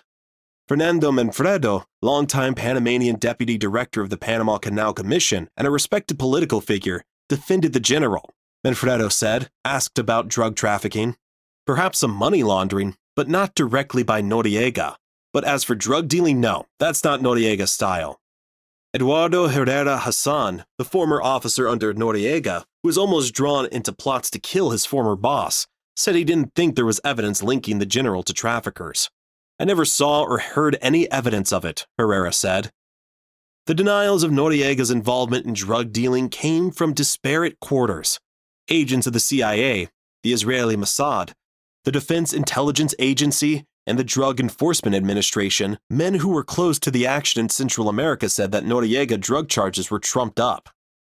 At the DEA, there was much consternation over the drug charges. The Noriega trial produced a major rift between the DEA district office in Miami and the field agents who had worked in Panama for the previous decade.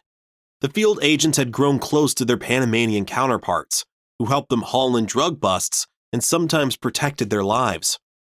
When they protested the drug indictment against Noriega, they were told they had been duped by Noriega's intelligence apparatus.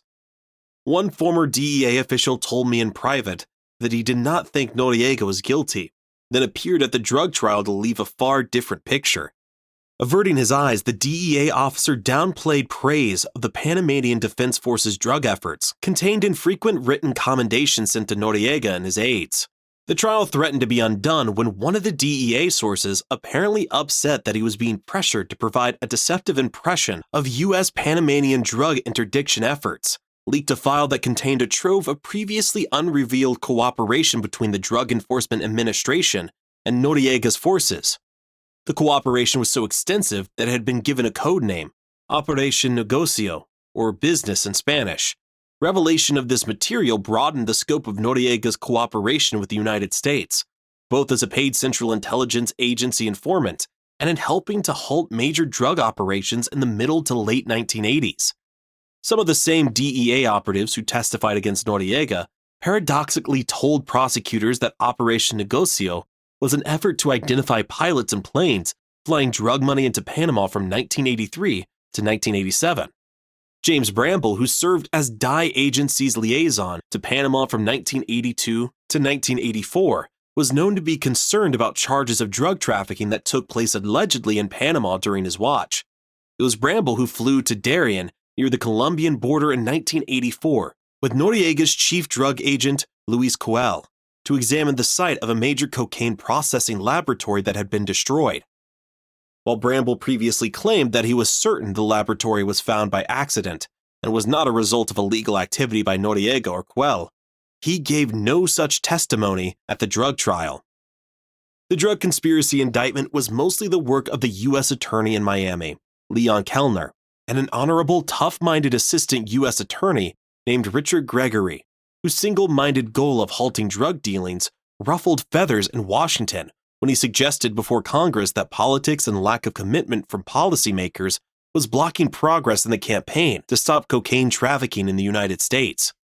While Kellner's goals were largely political, Gregory was uncompromising.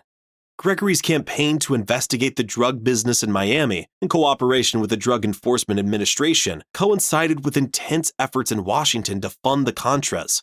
It has been widely reported, but not widely documented, that many of the pilots, clandestine airstrips, contract airlines, and operatives working with the effort to fund the Nicaraguan Contras were also showing up in reports on drug investigations.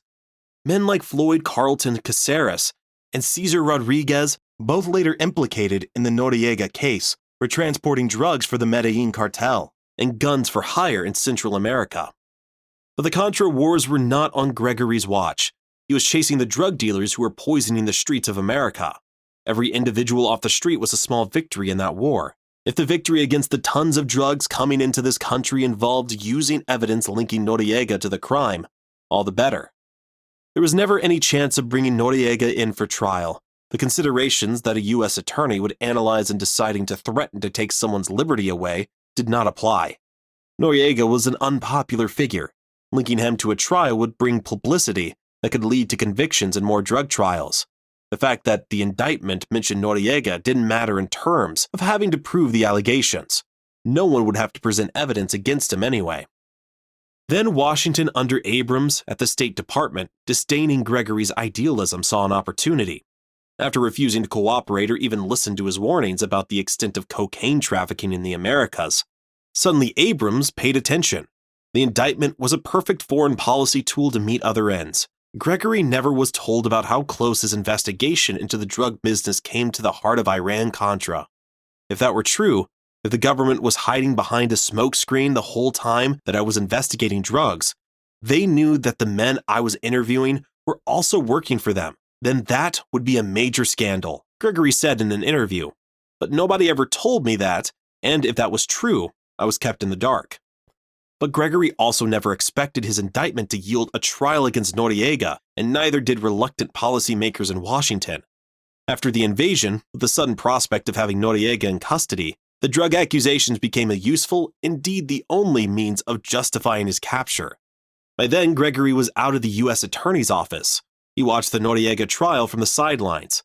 The principal source in his drug investigation, ultimately leading to Noriega's indictment, was Carlton, who turned state's evidence after being captured in Costa Rica and testified before Congress and in intensive debriefings with Gregory about the drug business. Floyd was always solid, and everything he said always checked out, said Gregory. The original blueprint for the Noriega drug conspiracy, and most of what is assumed about his guilt, is based on the testimony of Carlton. It was taken by all advocates of Noriega's guilt that Carlton told the truth. He had sufficient motivation, however, to be lying about Noriega's relationship to his operations. He was promised a free ticket out of jail, the right to remain in the United States, along with his family and a domestic servant, entry in the Federal Witness Protection Program, continued financing from the U.S. government, and retention of his private pilot's license. Carlton had been captured by the United States in Costa Rica on January 18, 1985, for drug trafficking in an operation that included two other key witnesses in the trial: a former Panamanian diplomat and businessman named Ricardo Bilonic, and an admitted American marijuana dealer named Stephen Kalish. Noriega's G2 investigators provided evidence that helped in the apprehension of all of these men. The men were operating through a company called DIACSA, a private plane dealership that worked alongside Bilonic's in-air at Patia Airport, with two State Department contracts totaling $41,130 to fly humanitarian aid to the Contras. Carlton said that Noriega threatened him with jail when he brought up the subject of drug trafficking in a conversation in 1982. For reasons that were unclear, he said Noriega suddenly agreed to receive $100,000 for each of 4 cocaine shipments that Carlton handled. In return, however, Carlton acknowledged under questioning that he neither informed Noriega about the timing or location of such shipments, nor did he receive Panamanian protection. The larger question about Carlton had not been revealed: that he was employed by the United States in the Contra arms smuggling pipeline, and that his activities were known both to Noriega and to the United States. That connection, blocked from revelation at the drug trial, made it unlikely that Noriega would choose this known clandestine U.S. operative as his partner in cocaine dealings. At the trial, Judge Hovler angrily blocked attempts by Noriega's lawyers to delve into Carlton's pro-Contra arms smuggling. Rubino hit Carlton with a series of questions about his gun-flying activities, asking if they were ordered by Oliver North. Hovler sustained prosecution objections and grew testy as Rubino persisted. "Just stay away from it," he snapped. Rubino also produced a tape transcript in which Carlton lashes out at Noriega for having him imprisoned and seizing his airplane. Carlton acknowledged the conversation, which took place at the time he was in U.S. custody, testifying before a Senate Foreign Relations Subcommittee. "Do you remember referring to General Noriega, saying, 'That bastard took my airplane?'" Rubino asked. "Did you say you were going to thank General Noriega and then started laughing? Is not this your opportunity to get your revenge?" Carlton appeared before a U.S. Senate subcommittee with a bag over his head to prevent identification and possible reprisal by drug traffickers. Reprisals or not, the employ of such men in the drug trials of the 1980s was a spectacle that fed the frenzy about how to fight a supposed drug war. A supposition in the war was the naive notion that men like Carlton, Bilonic, and Noriega's other accusers had turned state's evidence for some purpose higher than getting out of jail. Carlton, Bilonic, and Kalish, like many of the witnesses against Noriega, served only brief jail sentences. U.S. prosecutors measured the testimony of these felons and thieves, not against the truth, but against whether their versions of events could be contradicted easily. They looked into the limpid eyes of these trusty prisoners and found what they saw to their liking. The system left Floyd Carlton with only one logical choice: insert Noriega's name in his confession of drug dealing and reap the benefits of the plea bargaining system. Instead of serving a lifetime in jail for his crimes, Carlton was allowed to keep his drug profits, retained his pilot's license, won a new identity and a clean slate, hidden somewhere in the United States. "It's the only way we have to prosecute drug criminals," said Gregory. "It's an imperfect system, but what do you expect? You're not going to find Boy Scouts to testify against drug traffickers, and you're not necessarily going to have the standard types of evidence. You have to make deals to get testimony from people on the inside." Gregory's argument goes on to say that such testimony becomes valid when many such witnesses provide information that coincides on basic facts, and that is precisely where the Noriega prosecution fails. Carlton's testimony at the trial was surprisingly weak, did not jibe with the testimony of Kalish and Bilonic, and was subject to impressive impeachment by the Noriega defense. In the end, his testimony, the underpinning of the original indictment, was an afterthought. The DEA created a new and hot case against Noriega. Carlton was only one of 26 witnesses at the trial who were felons who won leniency, were paid and kept their drug earnings in return for testifying against Noriega. Most could not testify that they had met Noriega, or even had first-hand knowledge of his alleged drug dealing. The trial divided the Drug Enforcement Administration between those tasked with convicting Noriega. "We had no evidence, so we had to do our duty and convict him anyway," one of these agents said, and those who leaked information and showing that Noriega had worked with the DEA. Many of the original witnesses against Noriega were allowed to remain in hiding because prosecutors and DEA investigators feared their questionable versions could be revealed as lies. Boris Olarte, convicted marijuana dealer from Colombia, was supposed to testify that he had given Noriega $4 million for a drug deal. In fact, it was his testimony before a grand jury that created the prosecution theory in the case. Greed had driven Noriega to sign up with the Medellin cartel, demand millions in protection money, then hide his participation in the affair behind his office. But the prosecution realized to its horror that Olarte's testimony was inconsistent with other witnesses. Olarte, who was arrested by Noriega's anti-narcotics forces, and like Carlton, might have revenge as a motive, could actually sabotage the case by describing the wrong $4 million delivered at the wrong time by the wrong man. Olarte was allowed to flee Colombia because of an alleged mistake by a veteran federal agent who had him in custody. The 12-member jury never found out about Olarte. The prosecution argued successfully to Judge William Hovler that Olarte was not germane to the case. Olarte was not alone in testifying about the $4 million payment to Noriega. Carlton, Kalish, Ricardo Trabaldos, and Noriega's former aide, Luis del Cid, all gave conflicting and mutually exclusive accounts of delivering alleged cartel protection money to Noriega.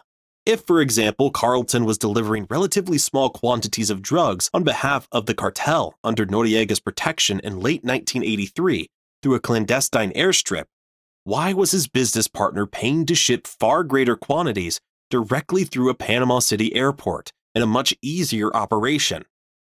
Both Carlton and Bilonik claimed separately that they were responsible for developing Noriega's relationship with the Medellin cartel. They contributed to at least 3 different explanations of how Noriega allegedly received $4 million from the Medellin cartel, each contradicting the other. Another version was expected to come from a drug dealer named Ramon Navarro. Navarro died in an unexpected one-car crash in rural Dade County, Florida, months before the start of the Noriega trial. Carlos Letter, a Colombian drug dealer condemned by other U.S. prosecutors as a liar, was brought in to testify against Noriega, even though he had never met him. Gregory was appalled that Letter should be brought. Robert Merkel, the U.S. attorney who prosecuted Letter in Tampa, was livid when he heard a deal had been struck. This man is an enemy of the United States. He is an unrepentant, pathological liar. Letter won a secret deal with the government, in which he was withdrawn from the maximum security Marion Federal Penitentiary, along with a vague promise that he might be able to get out of his life sentence. In 1995, Letter wrote a letter to Hovler, threatening to recant on the grounds that the government was reneging on its bargain. After the trial, a juror told a reporter that he had been most impressed by Letter's testimony. Another witness, Gabriel Taboada, wrote the judge also threatening to recant. Several other witnesses have recanted to friends and associates since the 1992 drug trial, saying the information they gave at the trial was based on a script supplied by prosecutors. Their words were shielded by journalistic pledges of keeping material off the record, or by their unwillingness to step forward for fear of continued government harassment. The whole case was a fabrication, and I know Noriega didn't do what I was asked to testify he did at the drug trial, said one of the witnesses. I doubt if any of the charges against him are true. This witness said he was coerced by the government to testify in order to get out of jail. I have a life, but they still watch me, the witness said. While Noriega's lawyers were stymied in every attempt to bring up politics at the trial, politics could not be separated from the proceedings. Then U.S. Attorney Dexter Lettinen and Michael Sullivan, the lead prosecutor in the case, were both told by Justice Department officials in the Bush administration that Noriega had to be convicted at all costs. They put out the word to potential witnesses among the prison population that a get-out-of-jail-free option was there for the taking. In late 1995, as the case moved toward a federal appeals court, Hovler was petitioned by the defense to hold a new trial. A key witness in the case, Ricardo Bilonik, had been brought in to testify as a result of bargaining between the U.S. Attorney's Office and Colombia's Cali cocaine cartel. A one-time Panamanian diplomat, Bilonik operated an air transport business in Panama called Eisner, which sometimes handled weapon deliveries and other clandestine operations for the CIA. That line of inquiry was censored out of the Noriega trial, but Bilonik admitted that Eisner did indeed transport drugs for the Medellin cartel. Federal prosecutors admitted negotiating with Joel Rosenthal, a former U.S. prosecutor turned indicted lawyer for Jose Santa Cruz Londano, leader of Colombia's Cali drug traffickers, to win Bilonik's testimony. Moreover, they acknowledged the allegation that the Cali cartel may have paid Bilownik $1.25 million to induce him to testify. In return, the government agreed to recommend leniency in a separate drug case involving Luis Santa Cruz Lucho Echeverri, the half-brother of Jose Santa Cruz Landano, leader of the Cali cartel. With Bilownik's testimony, they bartered 8 years off Lucho's 23-year trafficking sentence. Secret negotiations between the U.S. prosecutors in Miami and Joel Rosenthal. Rosenthal and other Cali representatives landed Bilownik after they went out shopping for a dynamite witness, who would be a valuable enough catch to bargain for leniency. I believe that you should give Lucho credit if Bilownik comes in and pleads guilty, Rosenthal wrote to then U.S. Attorney Miles Malman and his partner in the Noriega case, lead prosecutor Sullivan. I cannot stress to you how critical it is to this agreement that my client's role and identity be kept secret. He cannot withstand the exposure. Remember, the appearance will be that you have made a deal with the Cali cartel to secure the cooperation and specific testimony of a witness against the Medellin cartel, Rosenthal told the prosecutors. The conduct of the prosecutors in this case is so reprehensible, so lacking in moral compass, that it nearly defies rational analysis, Noriega's attorney said in a court brief. Before this case, it would have been inconceivable that our government would enter into a mutual assistance agreement with a criminal organization. If the documents now before this court prove without doubt that the United States Attorney's Office contracted with the Cali cartel for a dynamite witness to be used against General Noriega. Judge Hovler did not concede in public that a fraud had been committed by the prosecution, but he did recognize the seriousness of the charges about winning testimony as a result of using cocaine cartels as a mediator.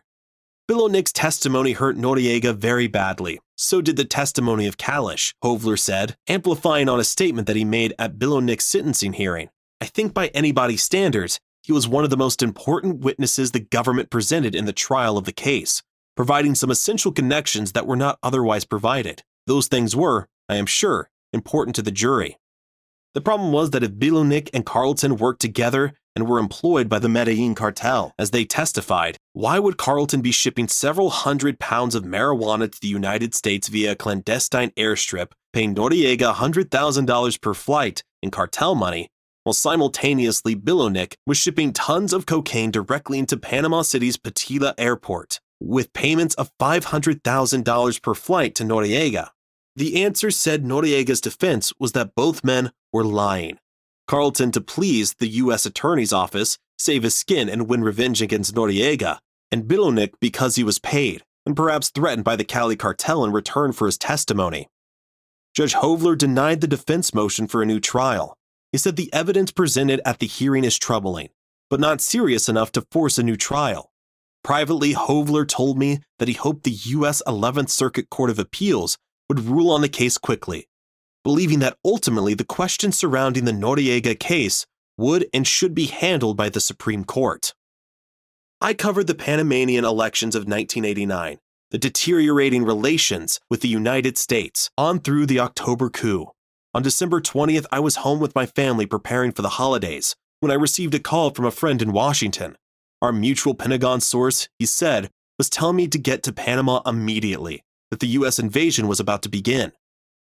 I had just returned from a long stint in Colombia, where I wrote about the death of Gonzalo Rodriguez Gacha, the notorious don of the Medellin cartel. My later reporting would show the U.S. government advisors participated in the killing of Gacha, although President Bush would later deny any official U.S. role. From my vantage point in Bogota, I could not fully perceive the drumbeat and rhetoric building against Noriega. It seemed incredible to me that such an attack would actually take place. I did not believe the United States would invade Panama. I refused to take the advice of my source, even though I knew the information was authoritative. By midnight, I knew I was wrong. I had to wait 2 long days before a journalist's charter could fly to Panama to cover the invasion. Our Lockheed 1011 jet was hit by rifle fire from snipers below as it landed at Howard Air Force Base in the Canal Zone. The U.S. military would not allow journalists to venture out of their perimeter and held the 200-odd reporters on that flight in protective custody overnight before releasing us. The next morning, the scope of the invasion was clear.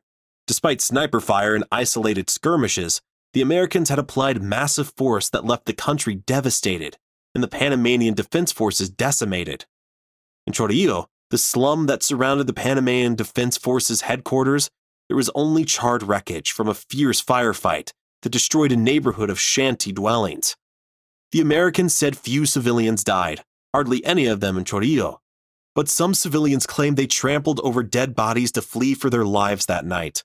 A blasted vehicle contained the carbonized remains of a human being, the body almost melted by whatever had attacked him.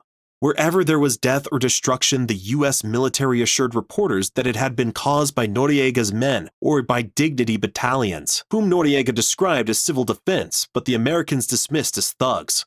This carbonized body was that of a member of the Dignity battalions, we were told, although I doubt any identification was possible or had even been attempted.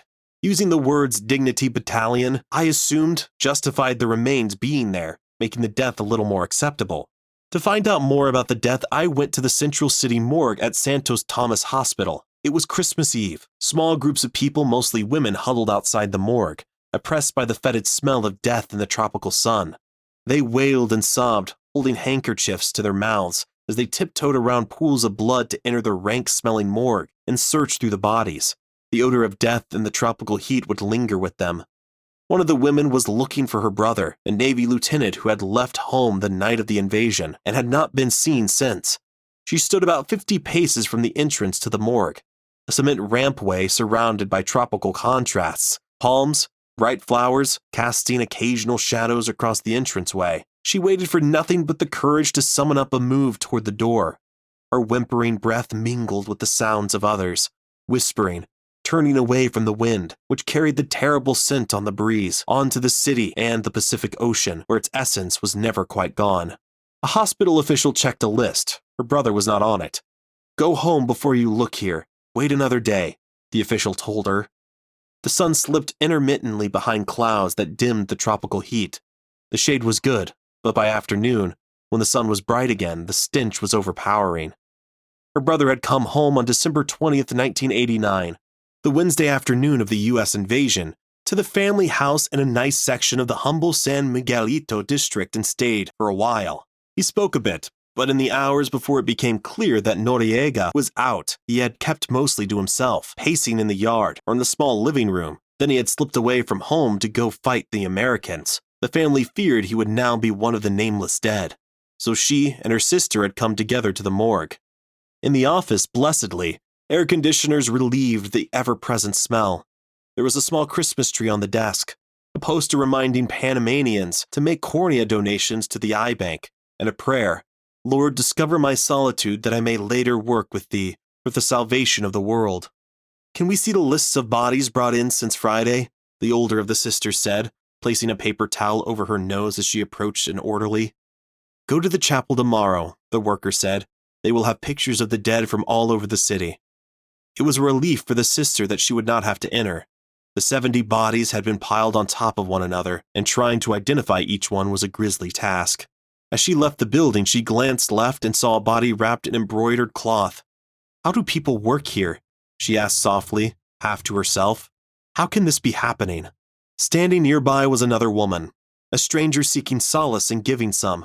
Her daughter had been killed by a sniper's bullet at a downtown hotel. She had come to recover the body. She was 25 years old, so young, the woman said, struggling to speak. Bullets were flying everywhere, and one came through the window and got her here. She placed an index finger in the furrow of her brow. A doctor came along with another list of the dead. "What is this list?" someone asked.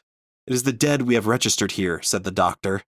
It contained the names of more than 100 people who had died in downtown Panama City in the 72 hours since the December 20 invasion of Panama. "But please understand," the doctor said, grasping my arm. "This does not include the babies and children. You must understand me." He then walked hurriedly away, ignoring a request that he explain what that meant. The Americans and the Panamanians who took power when Noriega was overthrown said 326 Panamanians were killed. A doctor at the American Gorgas Hospital in the Old Canal Zone said the number was impossibly low. The number and the reality had become a political affair, some declaring the low figure, some declaring 10 times more deaths, but none fully justifying their claims. "It is not the quantity of the dead," said Juan Mendez, the executive director of the Washington-based independent human rights organization, America's Watch, when asked how he would recommend solving the question of how many people died. It is a question of why anyone had to die at all. While Noriega stood on a promontory and watched the firefight in Panama City on the first night of the invasion, Roberto Miller Saldana lay dying. Miller Saldana and 4 fellow transit policemen were standing at a small highway guard post near Howard Air Base when the first wave of U.S. troops arrived. Miller Saldana was one of the 3,000 or 4,000 members of Noriega's Panamanian Defense Forces who was no soldier at all. Miller Saldana was a cop on the beat. When the Americans began pouring out of the U.S. base, Miller Saldana and his friends on duty started to run. He didn't make it. The others did. So the likely first casualty of the U.S. invasion of Panama was a Panamanian policeman shot in the back. His cousin, Nilsa de Hastings, told about Miller's life between gagging breaths outside the morgue. It was her grim task to identify Roberto's body. He was a transit cop. He wouldn't fight. He wouldn't resist. All he had was a pistol. One of his friends called us. They made it. He was the only one that didn't. I guess he just didn't run as fast as the others. When Miller Saldana's wife, cousin, and brother-in-law, Walter Valenzuela, arrived at the hospital, security was tight. U.S. soldiers wearing camouflage gear and grease paint checked identification of those entering and exiting the grounds. There was confusion about where to receive information on the dead. The information desk had ceased reading out the lists of names, and anxious people were unsure where to go to search for missing family members. Finally, they were allowed to walk into the makeshift morgue. They found the ghastly scene of bodies splayed upon bodies, blood congealing on the floor and splattered on the walls, flies getting caught as they flicked at the sticky red pools. After stepping around the room, they found a tag with his name and looked over the remains. Walter walked back from the morgue. It was him. I got a good look, Valenzuela said. There were 2 bullet holes in his back. In a tour of Panama City, I observed that the damage was extensive. The key military buildings of the Panamanian military were gutted. The headquarters of the National Investigative Police, the DINI, was a shell. Along city streets, fires burned, vigilantes bullied people, and anarchy was evident. Every road was blockaded by citizens protecting their property and by U.S. soldiers who patrolled only strategic checkpoints. Later, the U.S. military commander, General Maxwell Thurman, would face criticism for failing to protect Panamanian civilians. America's Watch said the United States violated its obligations under the Geneva Conventions. With respect to the United States forces, our report concluded that the tactics and weapons utilized resulted in an inordinate number of civilian victims, in violation of specific obligations under the Geneva Conventions. The attack on El Chorillo and similar attack in an urban area of Colon were conducted without prior warning to civilians, even though the outcome of the attack would not have been affected by such a warning. Under the Geneva Conventions, attacking forces are under a permanent duty to minimize harm to civilians. We concluded that the command of the invasion forces violated that rule. One young man who fought in the Panama War was a 19-year-old American paratrooper named Manny, a Hispanic kid from Arizona. I met with Manny at Fort Bragg, North Carolina, interviewing him on condition I not use his full name. The experience of the Panama invasion left emotional scars. He saw his life running an endless newsreel in the 7 seconds it took to jump from a U.S. Air Force C-130 transport into the brief but confusingly fierce battle at Rio Hato airfield. It was now the stuff of his recurrent nightmare. Fires were blazing below him in the darkness as the land came up beneath him, and amid the sparks of gunfire and explosions, he had the comforting feeling that it would all be quick, that death would be rapid and numbing. Suddenly there was gunfire and blood all around, 4 people dead on the highway, and in the transition from sleep to consciousness, he realized again that this was no dream. It was the invasion of Panama, and he was the killer. I look back at Panama, and I think sometimes that I'm too sensitive, maybe too nice for the job. I was always taught that human life was sacred. To me, the hardest thing is having to deal with the fact that I took another life, a couple of them. It bothers me to see these guys who have never seen war. It doesn't faze them at all. Manny's one-night war, the night of the Panama invasion on December 20th, 1989, went far beyond anything he could have prepared for. Manny went through hell that night. When the jump was over, he was stuck with tons of equipment on his back. A turtle rolled over on its shell. He struggled free, marveling at being alive, and ran till he found some other men. They mounted a roadblock on the Pan American Highway, which cut straight across Rio Hato airstrip. We'd been told to shoot at anything that moved, and all of a sudden a car came through. It jumped the road parallel to the runway we were guarding. They wouldn't stop, so we lit the car up right there on the runway, and we didn't know exactly who was in it. But since I spoke Spanish and all, I had the lovely job to see what we had gotten. We were thinking that they might have been Machos del Monte, but they weren't. Right there, boom, boom, boom, boom. All four of them bought it. Manny and his companions tried to tell themselves that maybe these were spies or special forces operatives, but the truth was evident. They were two teenage couples out on a date. There was a lot of blood. Not a pleasant sight. Not a pleasant sight at all. But what are you going to do? If you would have hesitated, with my luck, it would have been a carload of heavily armed infantry types who would have handed the rest of those guys up. I couldn't see myself having to deal with the fact that because of my hesitation, 4 or 5 good American boys died. I'd like to go back to Panama, maybe with my father, take a look in other circumstances, tell the people I didn't go down there to kill Panamanians. Not by any stretch of the imagination, I'd like to do that. There was a disagreement about exactly what happened at Rio Hato. U.S. spokesman said there was fierce fighting, but Panamanian civilians said the attack was a one-sided assault by U.S. troops, with only a minimal response from Panamanian fighters, mostly in the first moments as they saw paratroopers landing against the moonlit sky. After that, they said most of the Panamanians and students at the school ran off into the bushes and kept running. Apparently, a few Panamanian soldiers stayed around for a day or two, taking occasional pot shots or directing mortars at moving targets. A U.S. intelligence source in Panama agreed that there was little resistance after the parachute landing at Rio Hato. There was some firing at first, but there really wasn't much of a fight, the source said. They were either surrendered or mostly fled to the hills. One of the witnesses to the attack was Javier, a 39-year-old civilian teacher at the airbase. The teacher said that after he was captured, he saw one student whose intestines were split open by a horizontal burst of automatic weapons fire. That student, he said, appeared gravely injured. He said he also saw several students with lesser bullet wounds. He overheard Americans talking about their losses. They said 6 had died. He said he had seen 2 dead paratroopers. A Special Forces soldier gave a tour of the quarters of the officer in charge of the military academy. It was evident that someone had burst into the room, tossed in a grenade, and fired a headboard volley of machine gun fire at the major. Pieces of brain were scattered in pools on the floor. I was told that several students were killed, and perhaps these were the remains of one of them. An American soldier stood outside and spoke to me when no one else was around. "When do you think Bush will be satisfied with what he's done and let us go home?" he asked. U.S. military planners said they came to Rio Hato highly armed, with Army Ranger paratroopers, helicopters, and Special Forces units, because their aim was to carry out a quick operation, inflicting the fewest casualties and suffering the fewest losses possible. Rio Hato was considered critical to the United States because it was home to 2 units of the Panamanian Defense Forces considered to be among the most loyal to General Manuel Antonio Noriega. What they wanted was a coup de main, overwhelming shattering blow, and they put all the force in there and the equipment, said a high-ranking military source in the U.S. Southern Command in Panama. Descriptions of the operation at Rio Hato from both Panamanian and U.S. sources show that the poorly trained Panamanian Defense Forces were totally unequipped for the sophisticated attack by the United States. Panama seemed a proving ground for American military mobilization.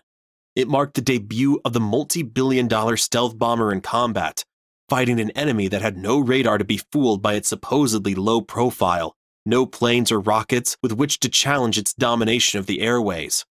The debut was not a glowing success. 2 bombs dropped, and both missed the airstrip. One was a dud, leaving a crater near a barracks, and the other fell on a village about a quarter mile away. "You could probably do without those stealth bombers," said an officer at the U.S. Southern Command. "That was probably a political decision. Somebody had to prove it could at least fly." Rio Hato, which served as a World War II aircraft staging point for the United States, had no home air fleet. In fact, Panama had no fighter planes at all, and its few helicopters and small plane fleet were immobilized in Panama City moments after the U.S. invasion began in the early morning hours of December 20th. As evidence of the rudimentary, failed effort to protect the base, a U.S. infantryman who gave a tour of the battle site showed an overturned Panamanian personnel carrier in a ditch with an unused anti-tank weapon, probably the highest power weapon available to the Panamanians. We don't know how it got there. Maybe they were trying to get away and it flipped. But it wasn't hit, he said. 2 days earlier, he said, they found a boot with part of a leg still in it, in the cab of the vehicle. A witness to the assault at Rio Hato was visibly shaking when a tall American man approached him, eyes to the ground. He would not speak. Don't worry, the teacher was telling Baltazar, a 20-year-old student who asked that his last name not be used. He's an American, but he's a newspaper reporter. He won't hurt you. Baltazar, who lived with his family in a bullet-scarred house in a civilian settlement about a mile away from the Rio Hato base entrance, said he saw many civilian injuries that night. I saw cars blasted, he said, pointing to the Pan American Highway several yards from his house. I saw them grab one guy a few days ago on his bicycle and throw him to the ground. The Americans were just shooting at anyone on the road, taking prisoners, and taking control of all the cars. After the attack, Baltazar was taken with all the other males of Rio Hato and neighboring towns to a detention center on the base. He was released after several days and returned to the ruins of his neighborhood. The soldiers came back afterwards, and they deactivated 9 mines on this side of the fence, he said. But on the side you're on, they didn't remove any mines. They didn't tell us where they are. They just told us to walk where we had already walked.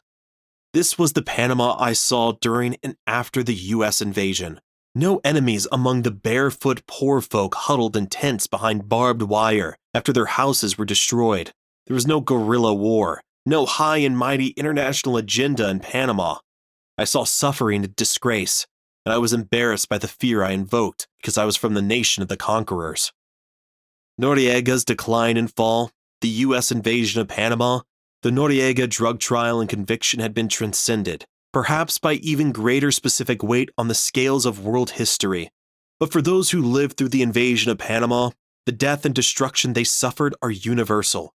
And for journalism, Panama stands apart as a microcosm of what can go wrong, a dismal lesson in how the resident wisdom can guide the course of events and misguide an understanding of what happened.